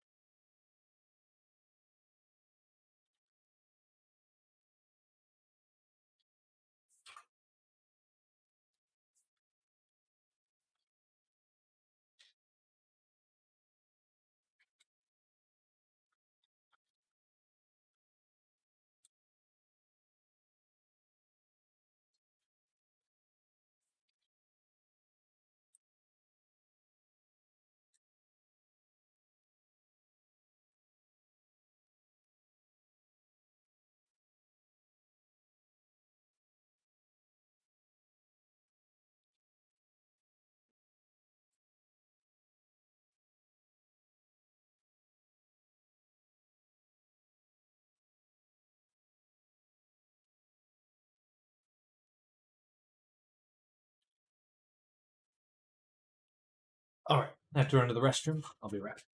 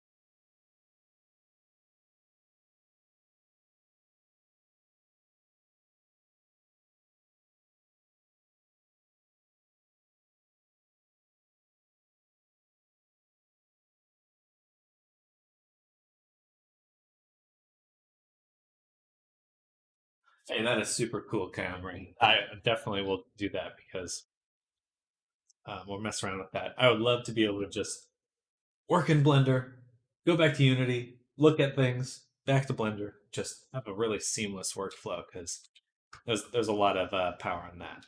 So I will definitely be messing around with that. Thank you.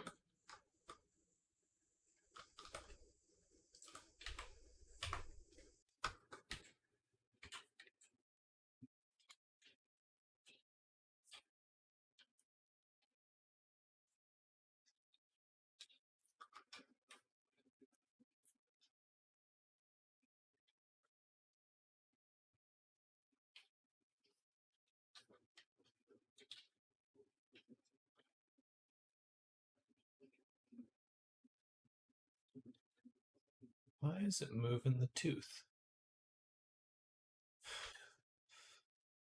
Why the tooth moving?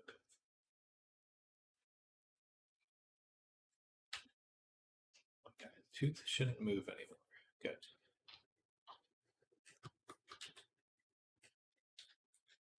All right. Now on to the challenging section of weight painting. The fingers. Let's go ahead and just do that while we're working here. Oh.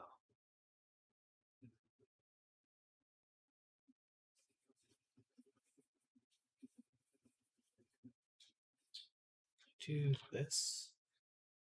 That would be too useful. View.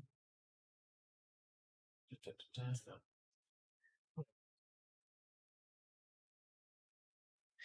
I wish there was a better masking tool for weight painting. I really do. I think it's just not quite useful. Not entirely. Because every time you switch bones, you have to like turn the mask off, turn the mask on.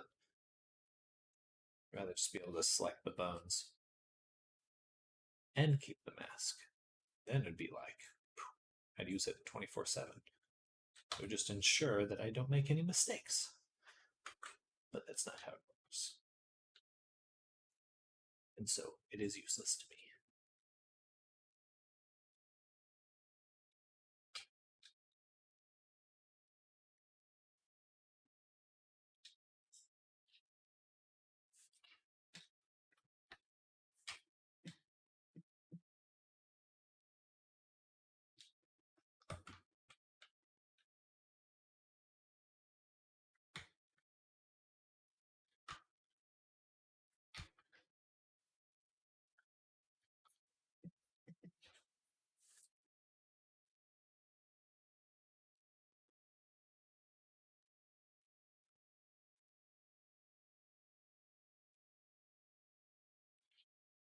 This might have actually come out pretty well just on its own.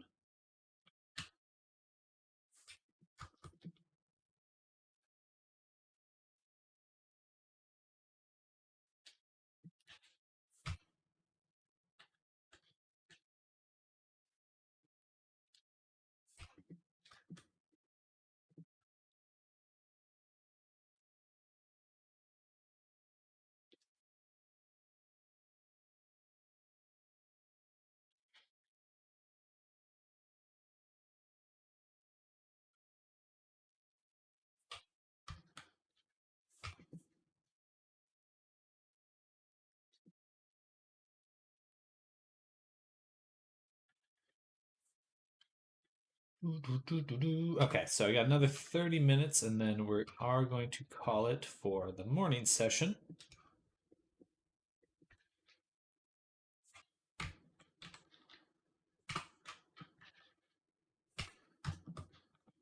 And I'm going to go work out, eat lunch, call the apartment office so they can fix my freaking sink.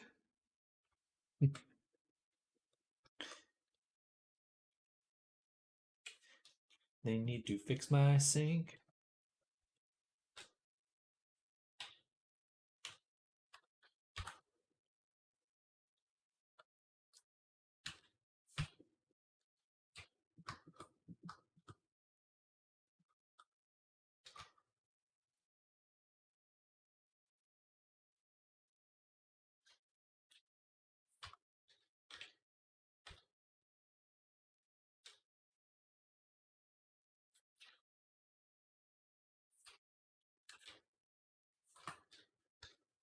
Fix my frickin' sink. Do it. Do it. All right, so what we're going to do is we're going to go ahead and add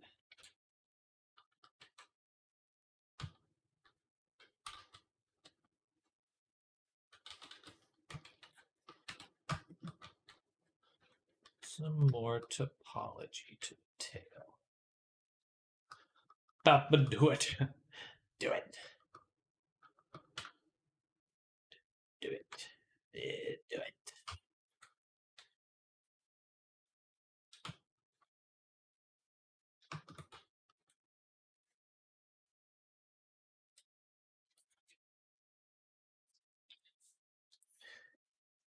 Armature. Can I just do that in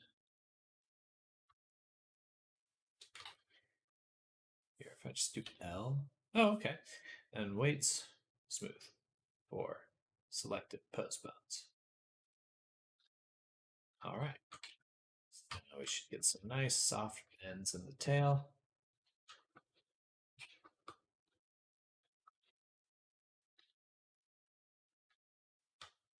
It's all moving together. Perfect. All right, and we'll shrink it a little bit after I apply the mirror modifier. Yes. Yes. But for now, let's get the eyeball back in. So we'll go File, Open. This one, Open. Go to the base avatar here. We shall select the eyeball. Perfect. Duplicate it, separate it. Alt P, clear parent. Copy it, save it, open this one again, paste it.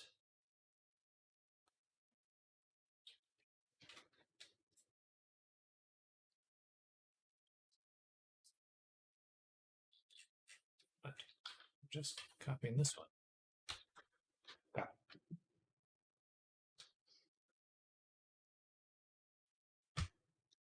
So copying it, and then opening this one, save, paste. Why is it pasting him?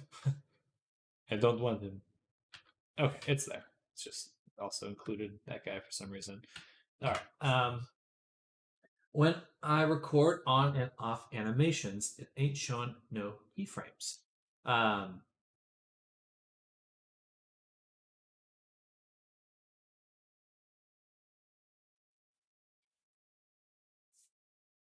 You have to make sure you hit the record button in the animation time.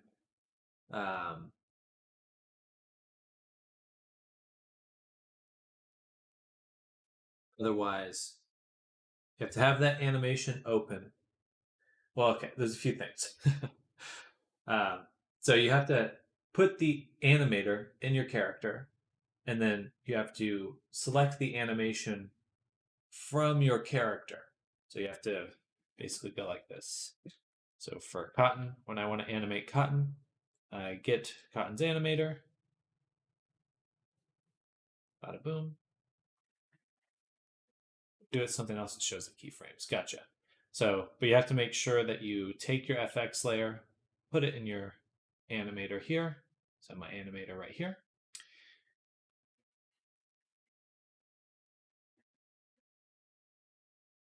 I'll ignore that for now. DH. Okay, that's fine. And then, in order to access that animation, I must click from here. Click on this one. So I just named my animator the FX layer because in the VRChat avatar descriptor, I'm putting it in the FX layer right here.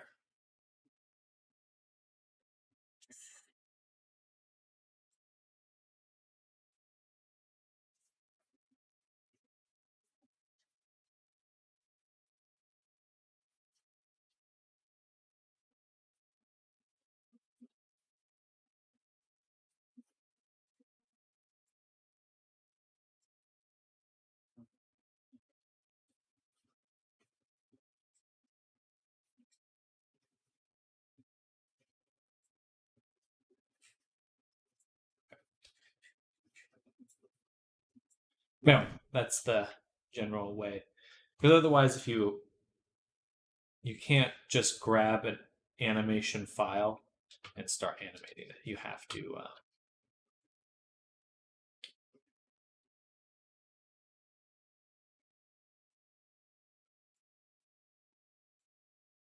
make sure you're selecting it from the avatar, and then you can hit the record button. Sorry, that was actually the whole point of saying that. So you click the animator, blah, blah, blah, it brings up the animation.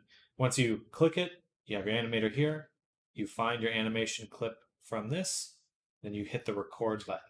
And then you can start changing things on your avatar with this record button on, and it will save that data, such as turning things on and off,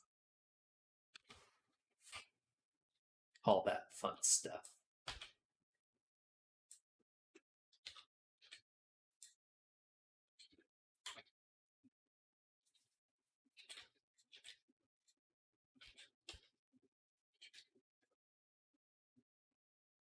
Actually, I could have just done this. Shift S, selection, or cursor to select it, and then tab A, Shift S, select cursor. We just scale it up. Bada boom. Eyeball fixed. Then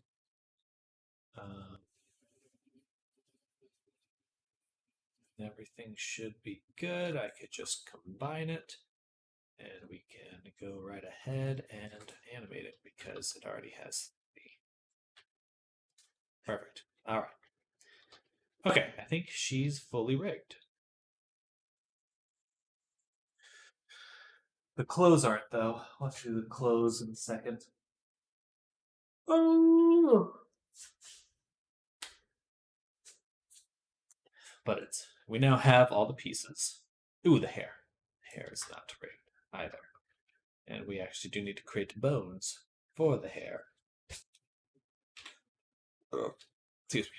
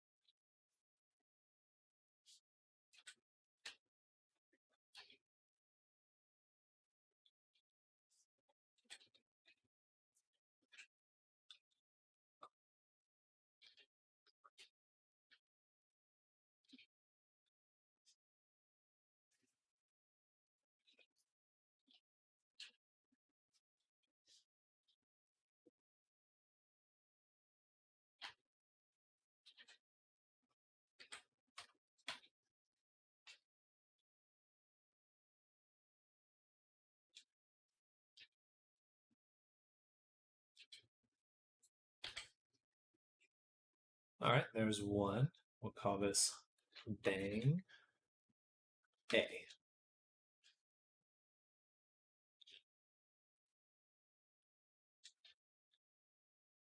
Then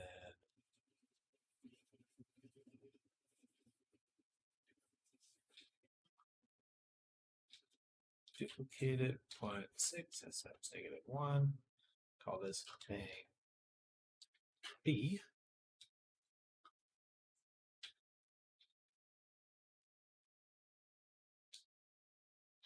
This one will be slightly different. Well, you know what? I don't think it needs to be different. All right, we'll do Bang A, Bang L dot R dot 1. Bang R dot 2. Bang R dot 3.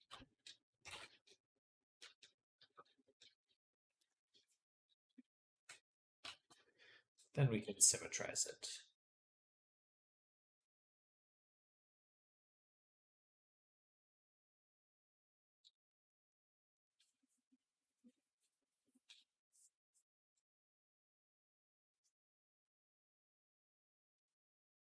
What? The names are correct.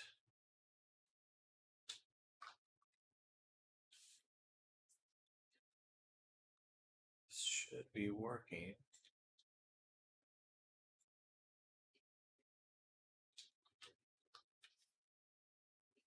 Okay. Do I have to do it for this side?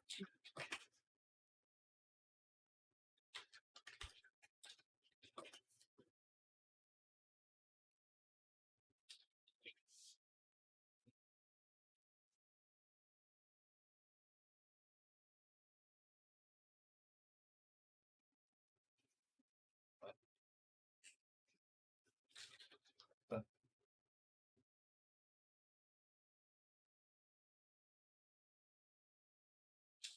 doing the animations wrong. Gotcha. Well, I'm glad you've got it working.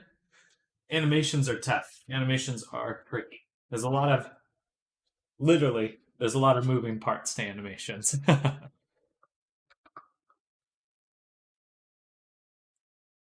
Oh, okay. I named these wrong. This would be bang1.l. Bang 2.l. And bang 3.l.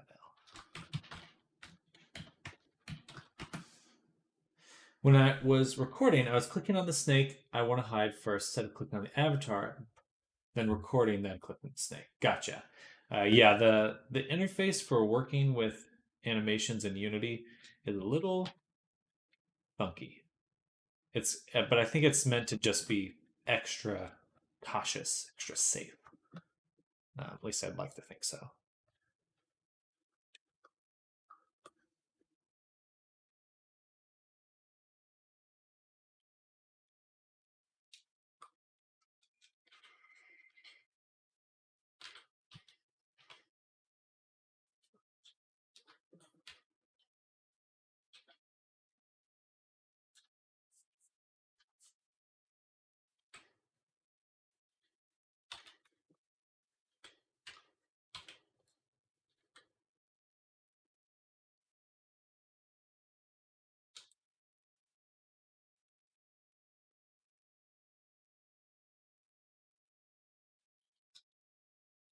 This one will rename bang mid one dot l.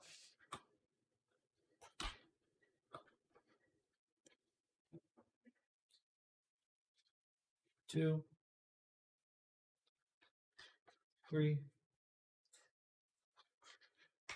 four. Then we can delete this side.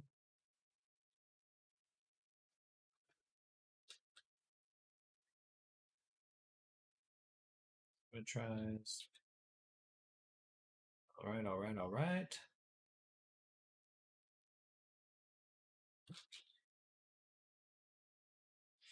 Then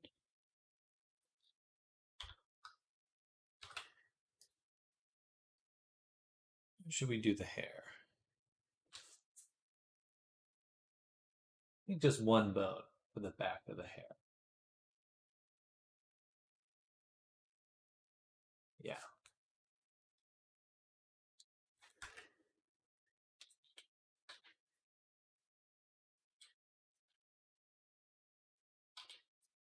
We don't really want it to start bending here. We want it to be this lower area that starts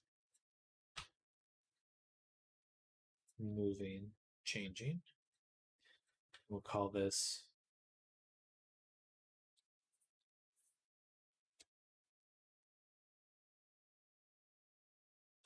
let's rename it hair back dot, just hair back. Perfect. Then L, copy to selected, and take this one, delete it.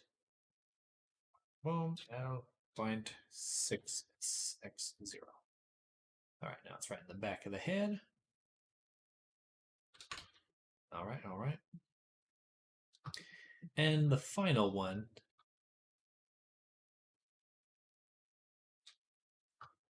will be these little guys right here.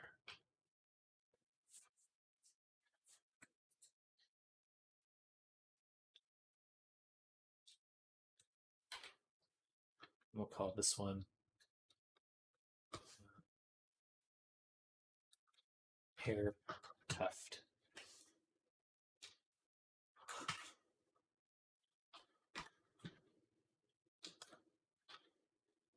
Nice. So there's all the hair. And let's go ahead and take both of these, isolate them. Take the hair, parent it to the armature with empty, just parent it first. Then start the weight painting.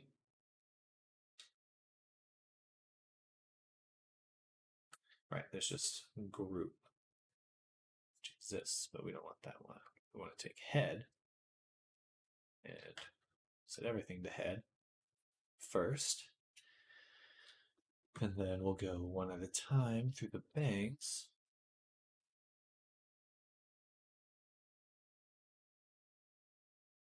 We will. No, it's not symmetrical.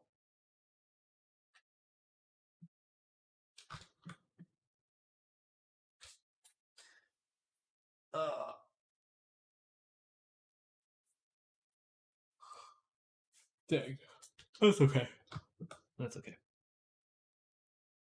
All right, what's the best way to do this? First, we'll select just this chunk. Bada boom. Weight 1 on this side, and then weight 0. Just kind of smooth it these ways. Awesome.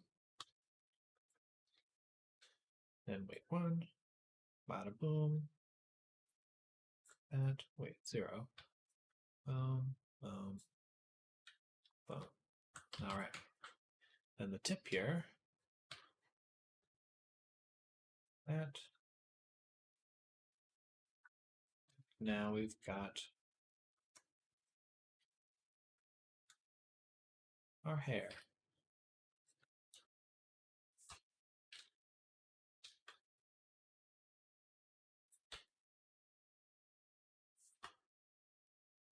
All right.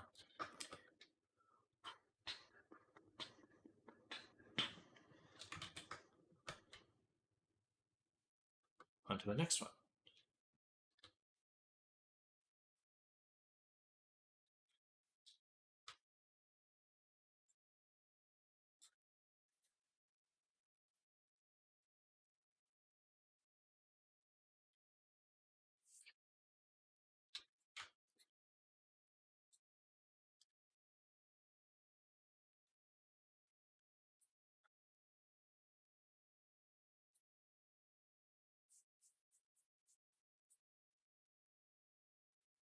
Three of the lines start with clicking. I was clicking this, and then clicking that, and then clicking this. I mean, that is when you're describing what you do on a computer, clicking is a big part of it.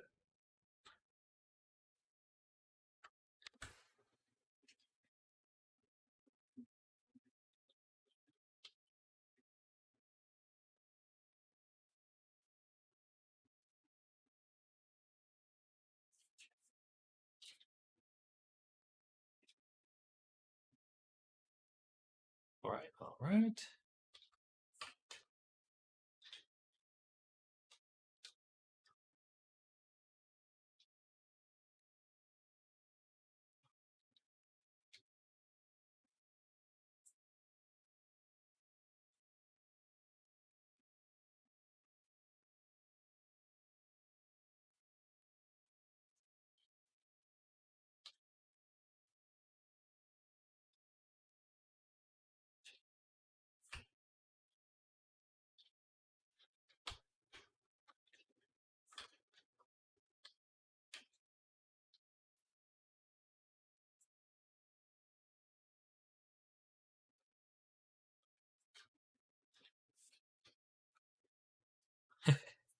Cute.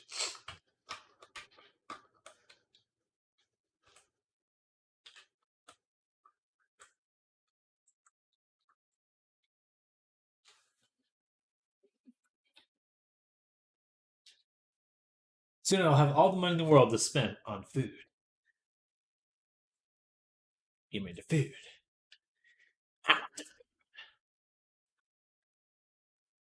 Give me the food. I want the food.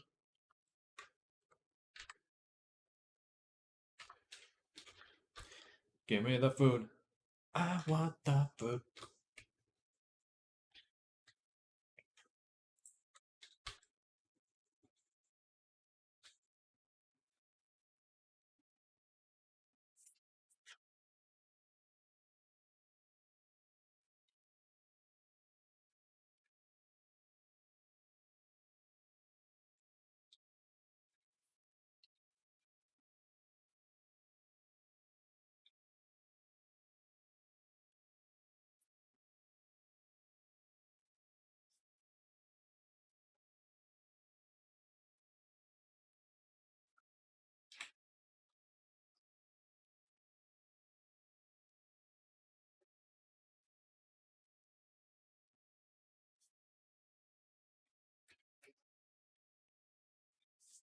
My brother was telling me how he's got so excited to get on his first ever job. And when he got his first ever paycheck, he was so happy, but now he's very excited about going to a job. I mean, it's hard to do things that aren't intrinsically rewarding. You know, it's like it is just a job at the end of the day.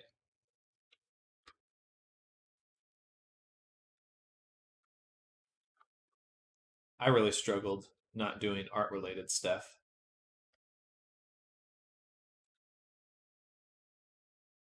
I wouldn't say I struggled. I never really focused on anything else. I don't get how you do this job just by yourself, speaking to no one. um, well, really, I wouldn't be doing Blender if you weren't streaming because I would get so bored. I think that's fair.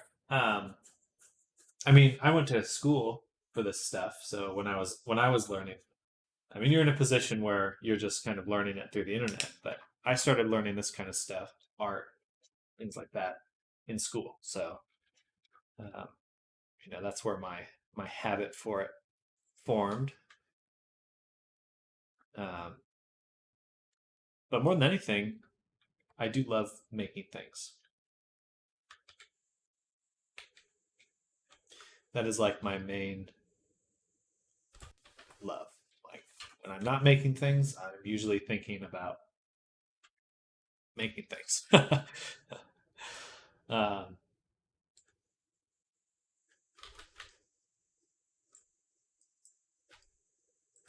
I don't know. There's nothing. There's nothing like it. There's nothing really like creating interesting things.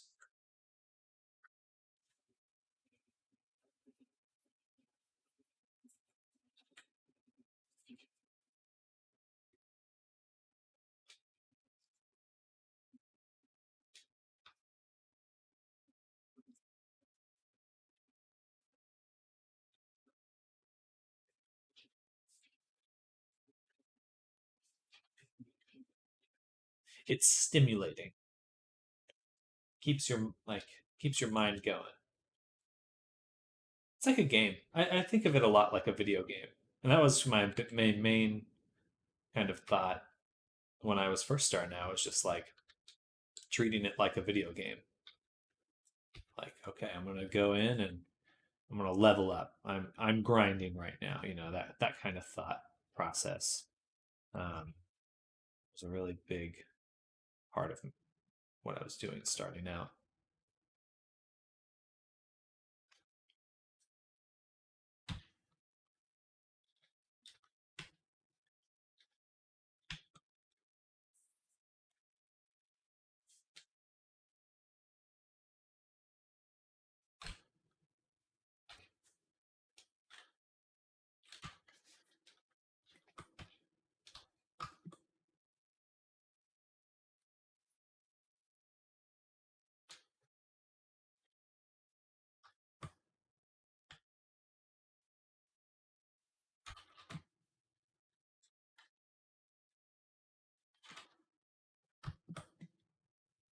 With that being said,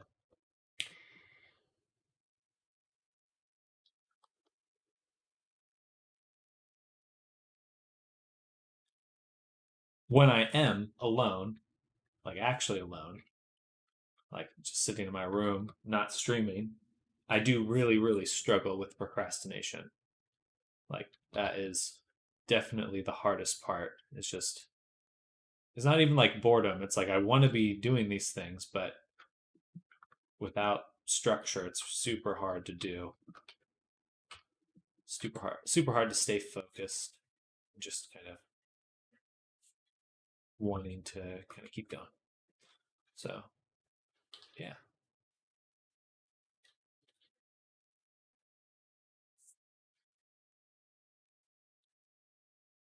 Why is it doing that? Why is it crumpling?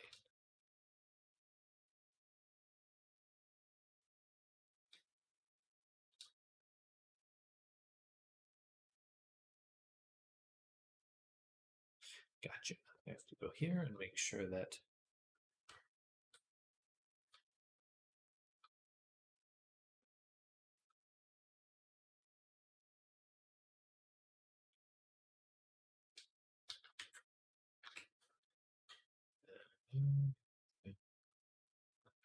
yeah. Bam. All right, there we go. What did you get at the end of the project keep you motivated? Reward being the money.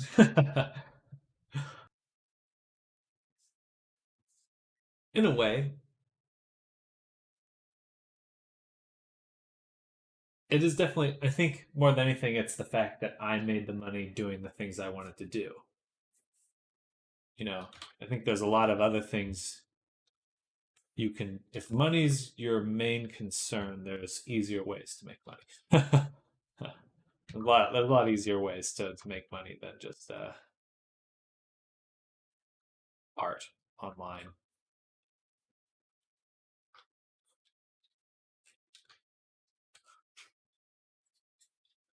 This is a way to make money, and potentially there's a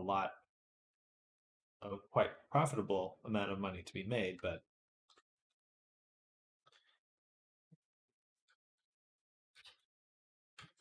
it's still not, you know. I worked at Tesla for a while, and I still gave it up to work here because art is what I wanted to do. But like, if all I wanted to do was make money, I could have just stayed there. I would have done quite well for myself because Tesla's a good company to work for.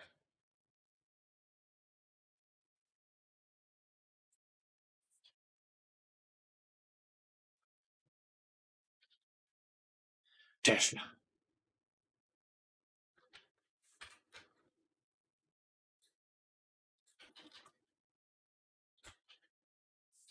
There's a lot of benefits to working at Tesla, and I like Tesla quite a bit. I think there's very few companies that they can say that have done more for the environment than Tesla.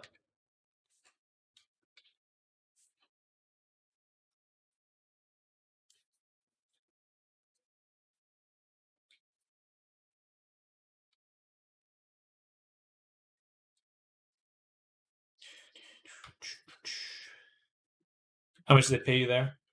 The time I was making $18 an hour, something like that. No, more than that. No, maybe $18 an hour. Yeah, that sounds about right.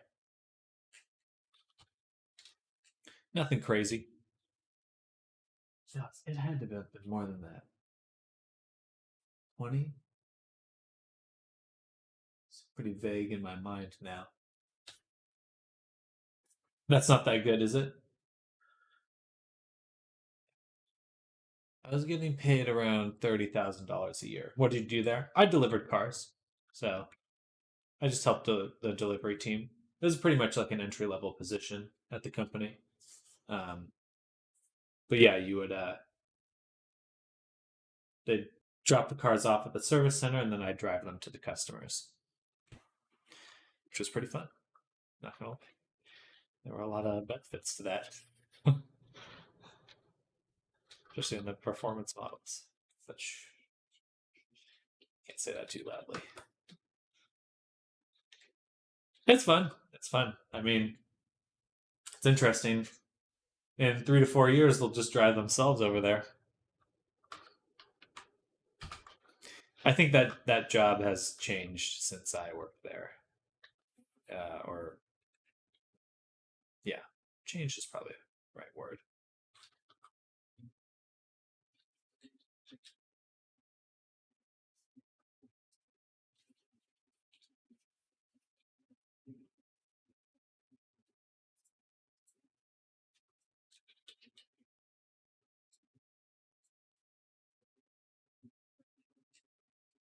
Yeah, I don't think delivery is a little. Anyway, what would happen if you crashed the car though? I don't think anyone ever crashed a car, but there were instances of cars getting damaged, uh, and they would just have to delay the delivery. It really depends. Like, there's a lot of different ways a car can get damaged. If it's like the driver's fault, they're gonna get rid of you. It's like they can't risk you damaging another car. Um,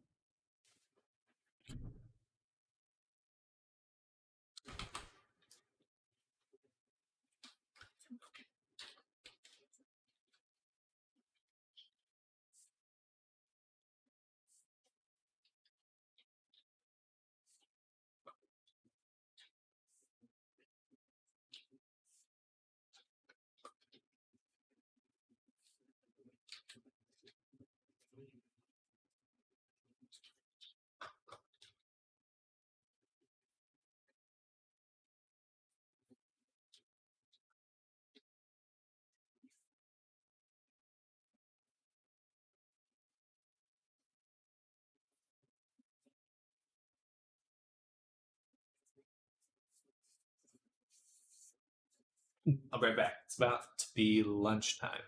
I need to make the tail smaller, but we'll do that right after this. So I'm just gonna draw a little note for myself. Smaller. Okay. And now we're going to make a copy. And we'll call this pre-texture. Save. I'll be right back.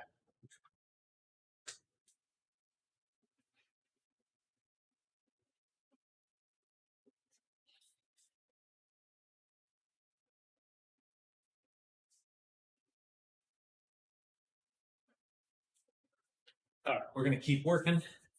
There's a gym across in the other building. Let's see that someone else is using the elliptical machine. So we're just gonna keep working for a little bit longer till they're done. Till they're done.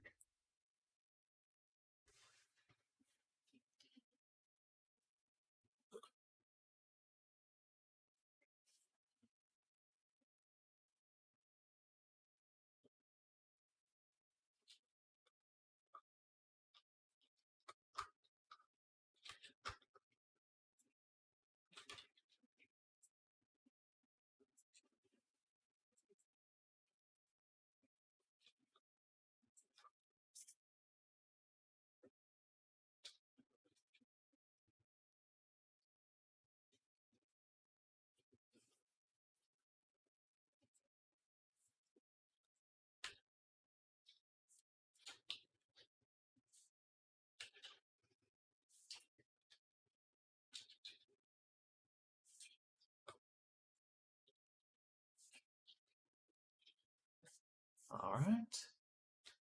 And here, we'll just make that a mesh combined.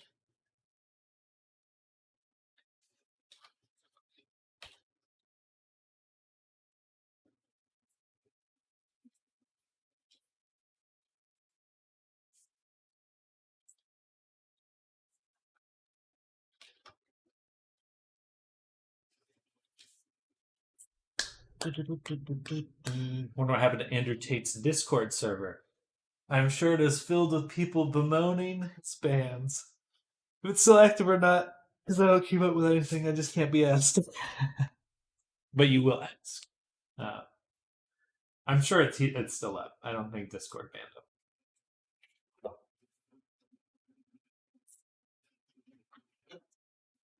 I mean, man, I think Discord kind of has to.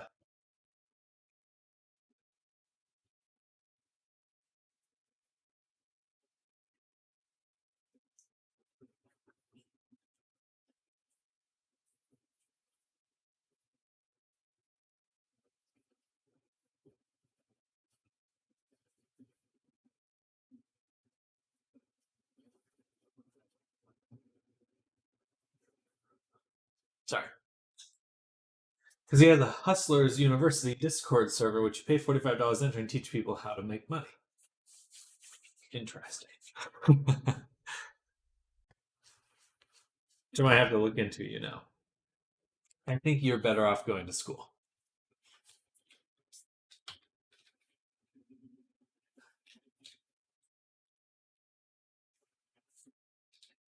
You want to make money? Get a computer science degree. You're good. Fuck school. My friend, education's really the only thing that's going to help you long term.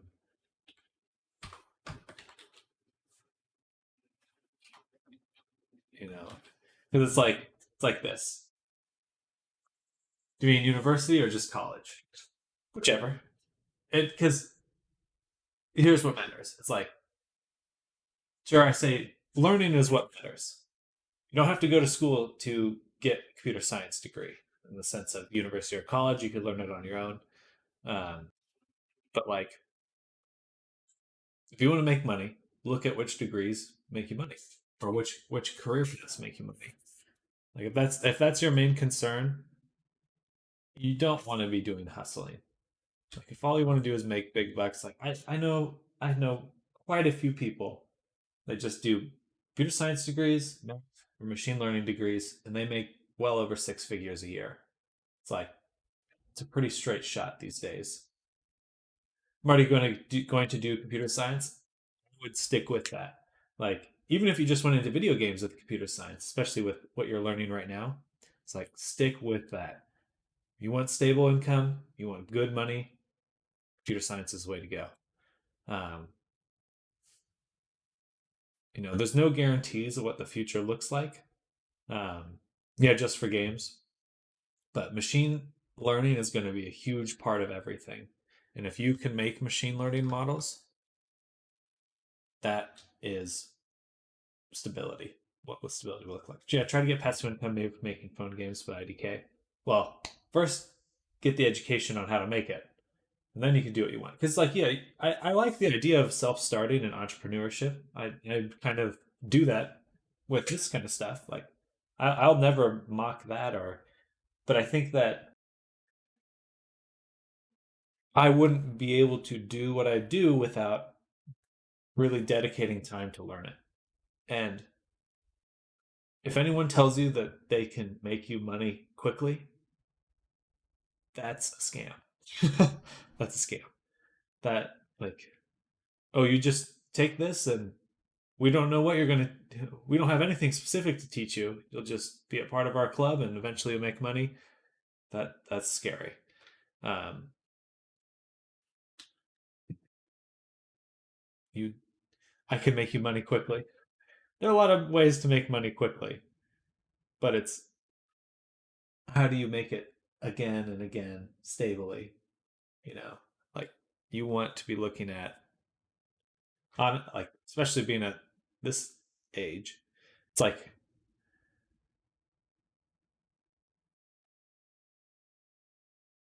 I'm 31.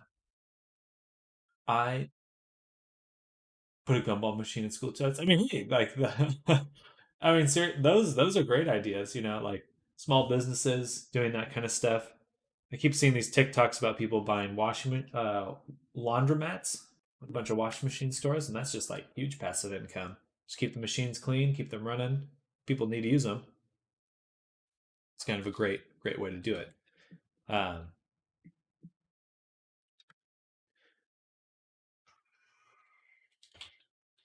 but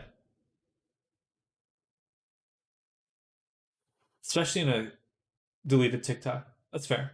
Especially in a country that does offer, if I understand UK correctly, they do offer really cheap programs to get further your education, I would pursue that. It takes way, way, way too much of my time. I 100% agree. Yeah, I have to be very strict with social media consumption because what's the saying?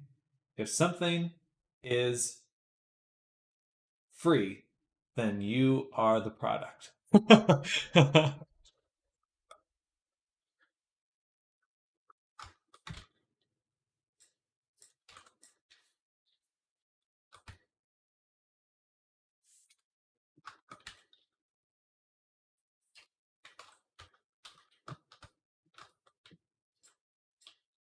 All right, I want to make the tail shorter, but I think we'll have to do that before face rigging. It's the only time I'll be able to do it. Do it. Do it.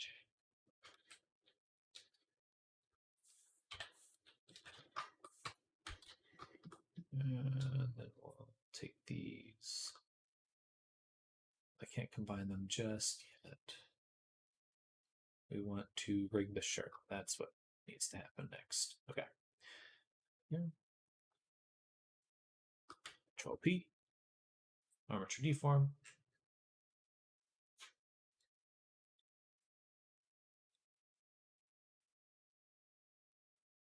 Face rigging? Yes. So I call it face rigging, but it's what you did, making the blend shapes.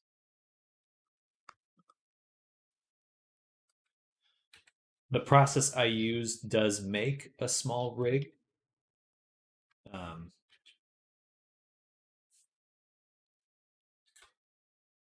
Perfect. Whoa. But then it bakes the shapes into blend shapes. All the modifiers you can use, you can either apply a modifier or bake it into a blend shape. I wasn't going to be happy if there's another rig of some sorts I need to. No, it's just the blend shapes. Yeah, unless you're doing some fancy stuff, you really don't need to rig too much more. All right. So now we've done this stuff. Let's go ahead and take our outfit. We're going to first just apply the transform for everything. Move it over there. And, oh yeah, and then we also need to go into the body, duplicate these objects. Oops.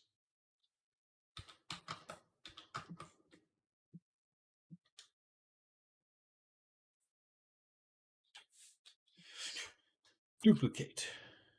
Move them up. Undo the duplicate. Grab them out again. Deselect. Then duplicate. Alright, there we go. Then L, G, Z. Easy. Alright, there's the mouth. Internal organs. Alright, so now we can do File, Export FBooks, Substance Painter V2. We'll make a Substance Painter folder. Boom. Loosed, heavy. Boom. Export. Save. I'm doing my fourth and last snake now. Don't my third. You're skipping the third one?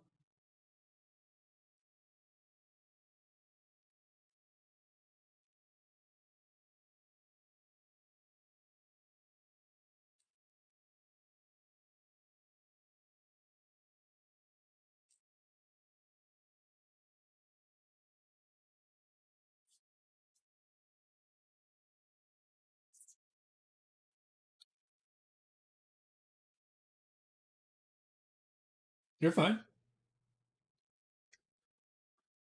Oh, no need to apologize. I just didn't understand what you mean.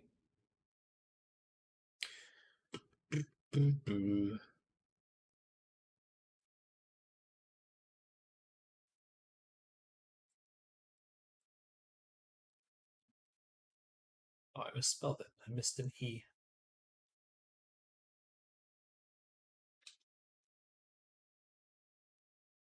Alright, alright, alright.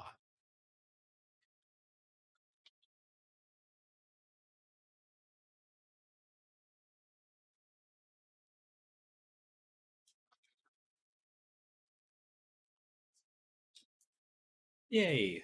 Look at that. Look at this beautiful avatar. Ready to be painted.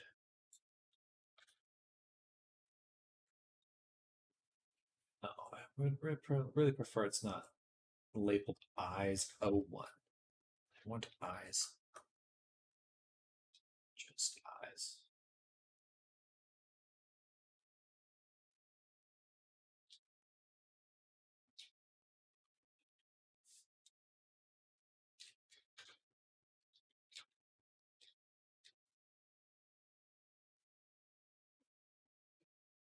Bada boom.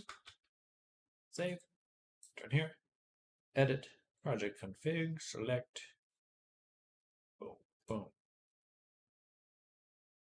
Yes. Okay. Now everything's named correctly. Don't think we'll be baking any ambient occlusion.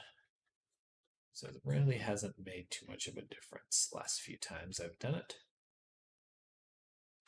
All right. All right, all right. So let's just start with some base colors and pull out the reference.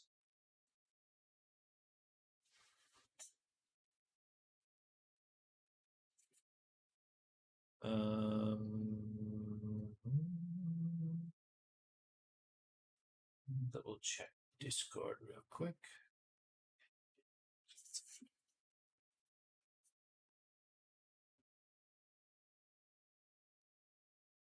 Body shape, leg shape, tail detail.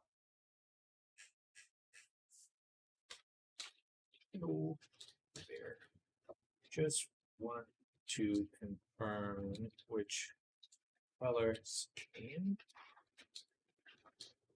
is my super preference.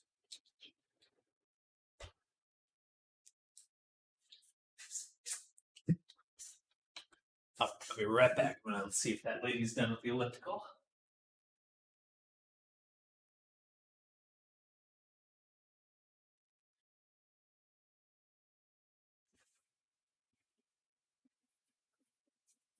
She is not. Curses. Curses. How dare she use the machine I want to use?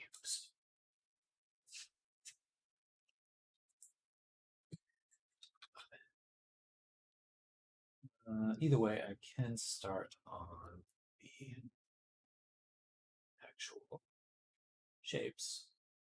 Easy to change the colors later. I think it be like this.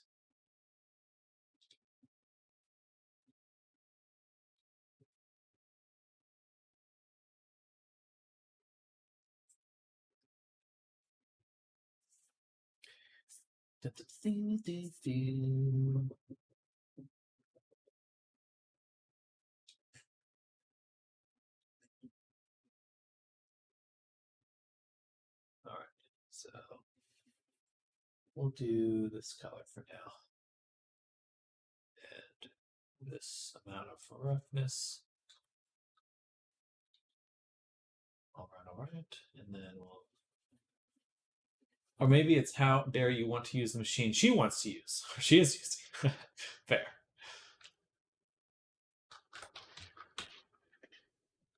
But I will beat her up. No, I'm just kidding. She's going down.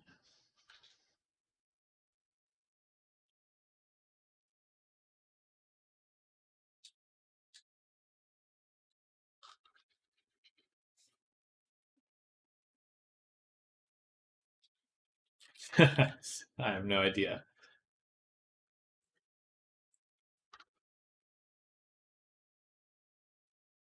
You can just see that it's in use. And we'll add a paint layer. Something like this. And we'll turn down the. I'd rather have it be sharp, then I can fuzz it later.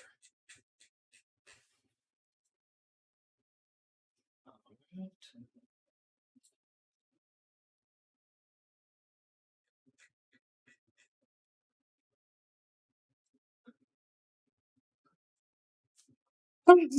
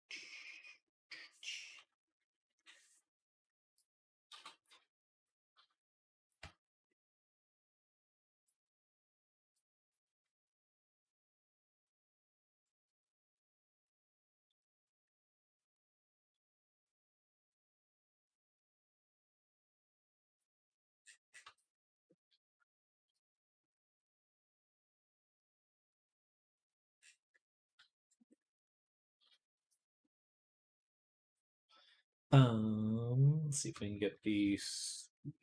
This one here. It's actually be quite useful for making some of the other patterns. This it's got a nice little shape.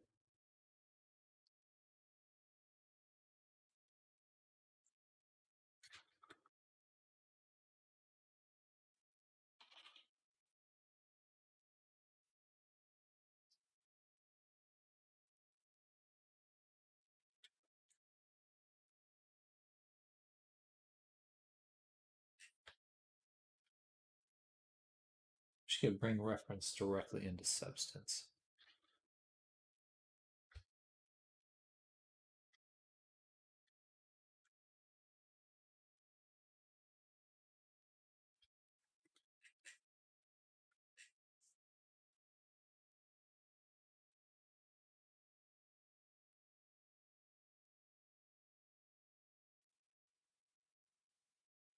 Okay, so this one then.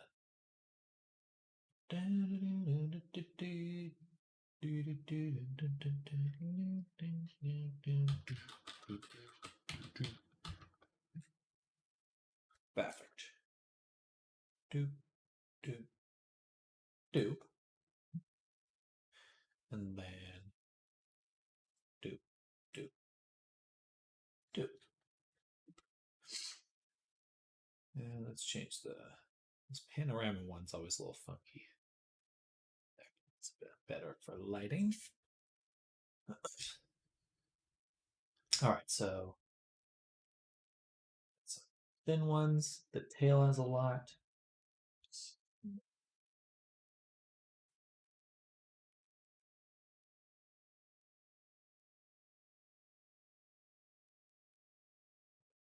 Means there's one on the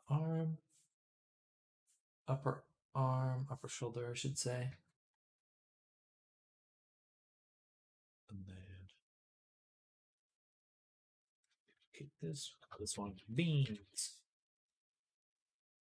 This will be the bean color.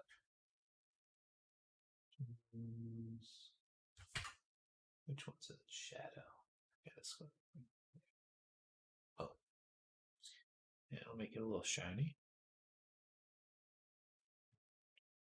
So mask it.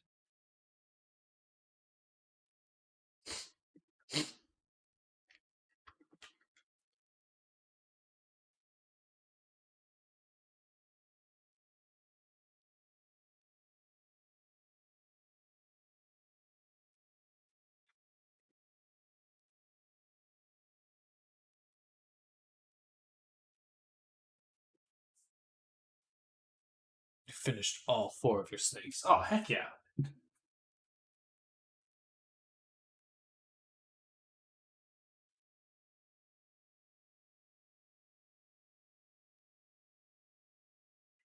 You stole one.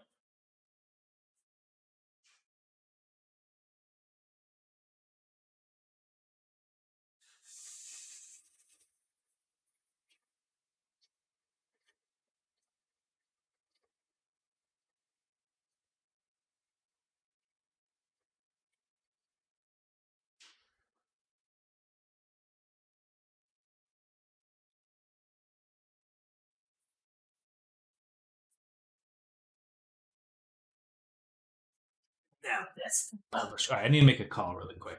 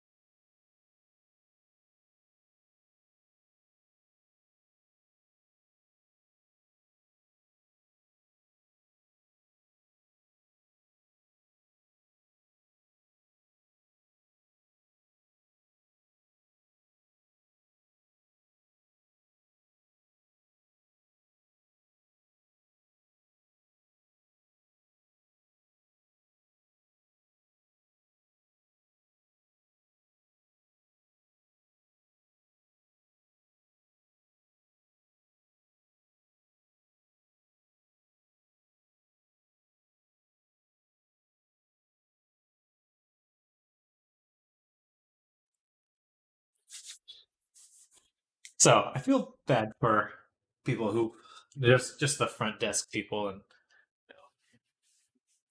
like people who work at hotels or apartments. Like they can't solve everything at once.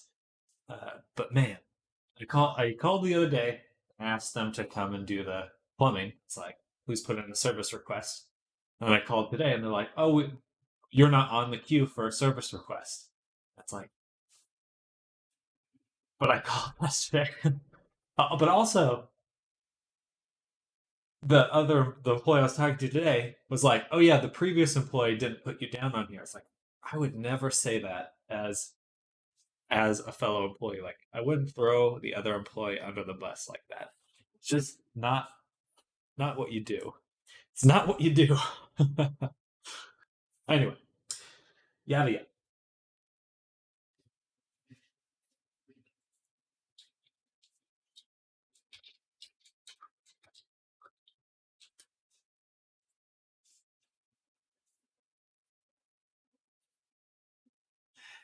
Dun, dun, dun, dun, dun, dun, dun.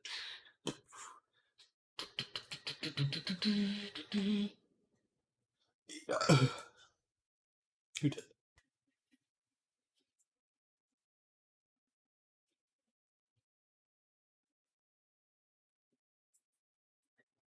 Alright, so do something like that. And I do. Do I want to paint it? Or I could get. Yeah, let's paint it. I think that's the best way to do it. Do it. Turn down the blur a little bit. 0.2. Just want it a little soft, but nothing crazy.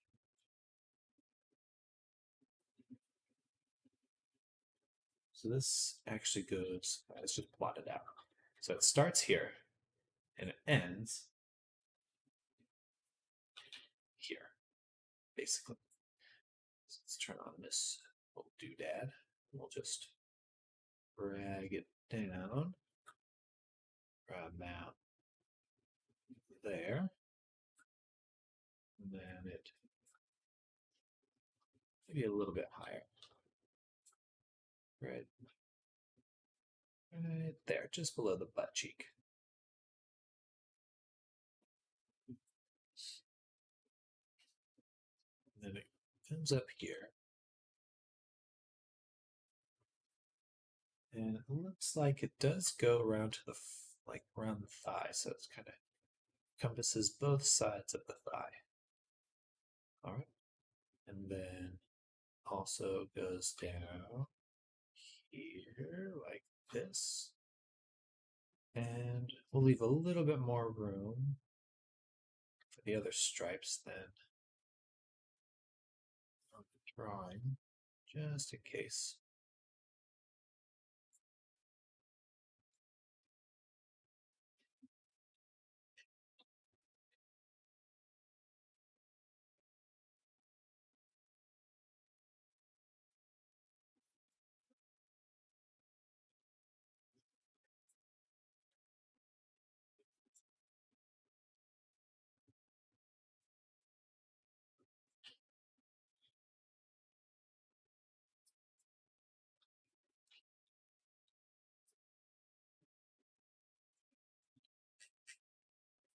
Okay, let's start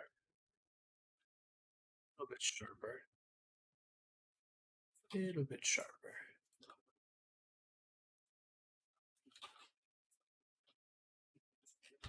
Okay, next one. This one we'll do a little thinner mark, and it follows pretty much the same curve, but it ends sooner.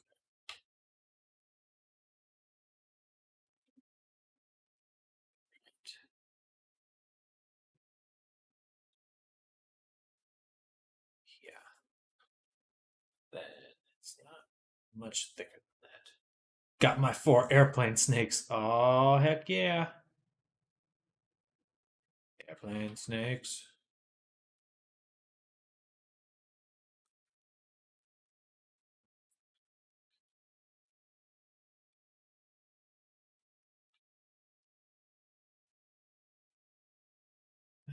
And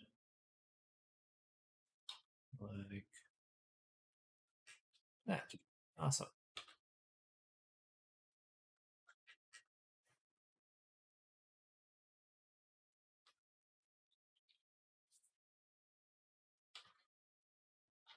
Do do do do do do do. Then one more. It doesn't go very far. Starts one ends one.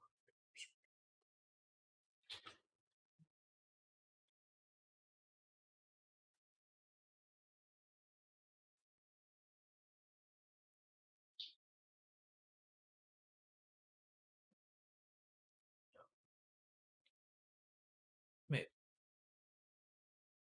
just a little bit more space.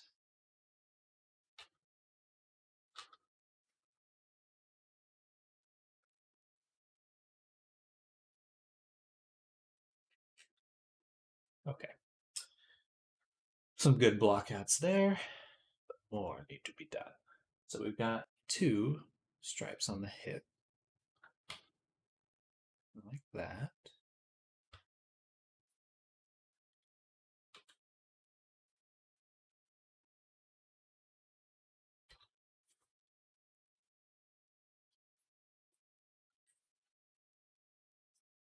Then we got one on the arm.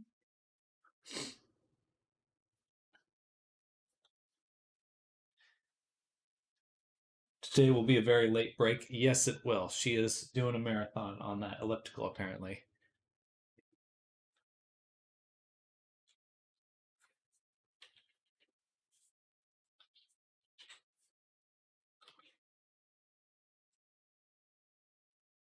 May have to move the hair. Yes, I think we'll have to go here. Take this, GX. I might as well move it over here, actually. File, export fbooks. Save, edit, settings. Nope. Edit, project config, select, boom, boom, boom. There we go. All right. It was a little easier working with the neck and stuff. You like that, and ear like that.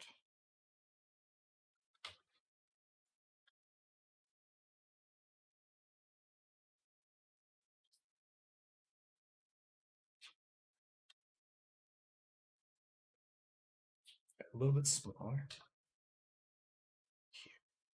They look kind of like that. A bit thicker. Well, all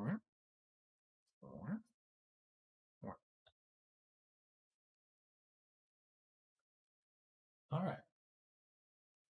Okay. There's much more to do.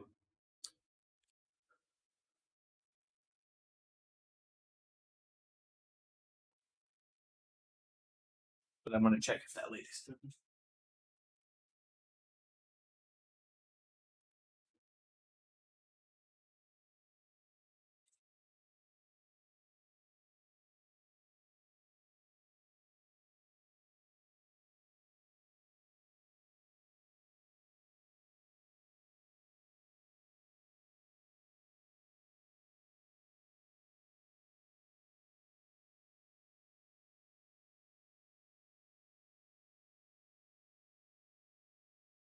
Can't tell.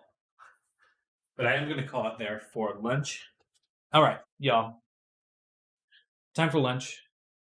I'll be back probably an hour to 2 hours from now, which will be a little bit later than usual. But we've gotten a huge chunk of work done this morning. A little bit more to do. Be good to go.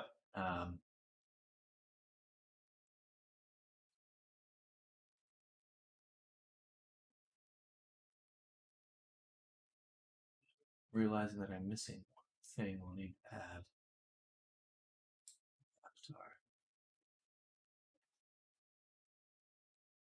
Okay, actually, let's double check. All right. Hello, Albin. Albin, you caught me right as I was heading to lunch, so I will be ending the stream at this moment. But I'll be back in an hour and a half, 2 hours, something around there. Um, but sorry about that. But thank you for hanging out this morning. It was fun talking to you all, and I'm looking forward to wrapping this up a little bit later today. So see you then. Y'all have a great rest of your day, and hopefully I'll see you this afternoon. Bye.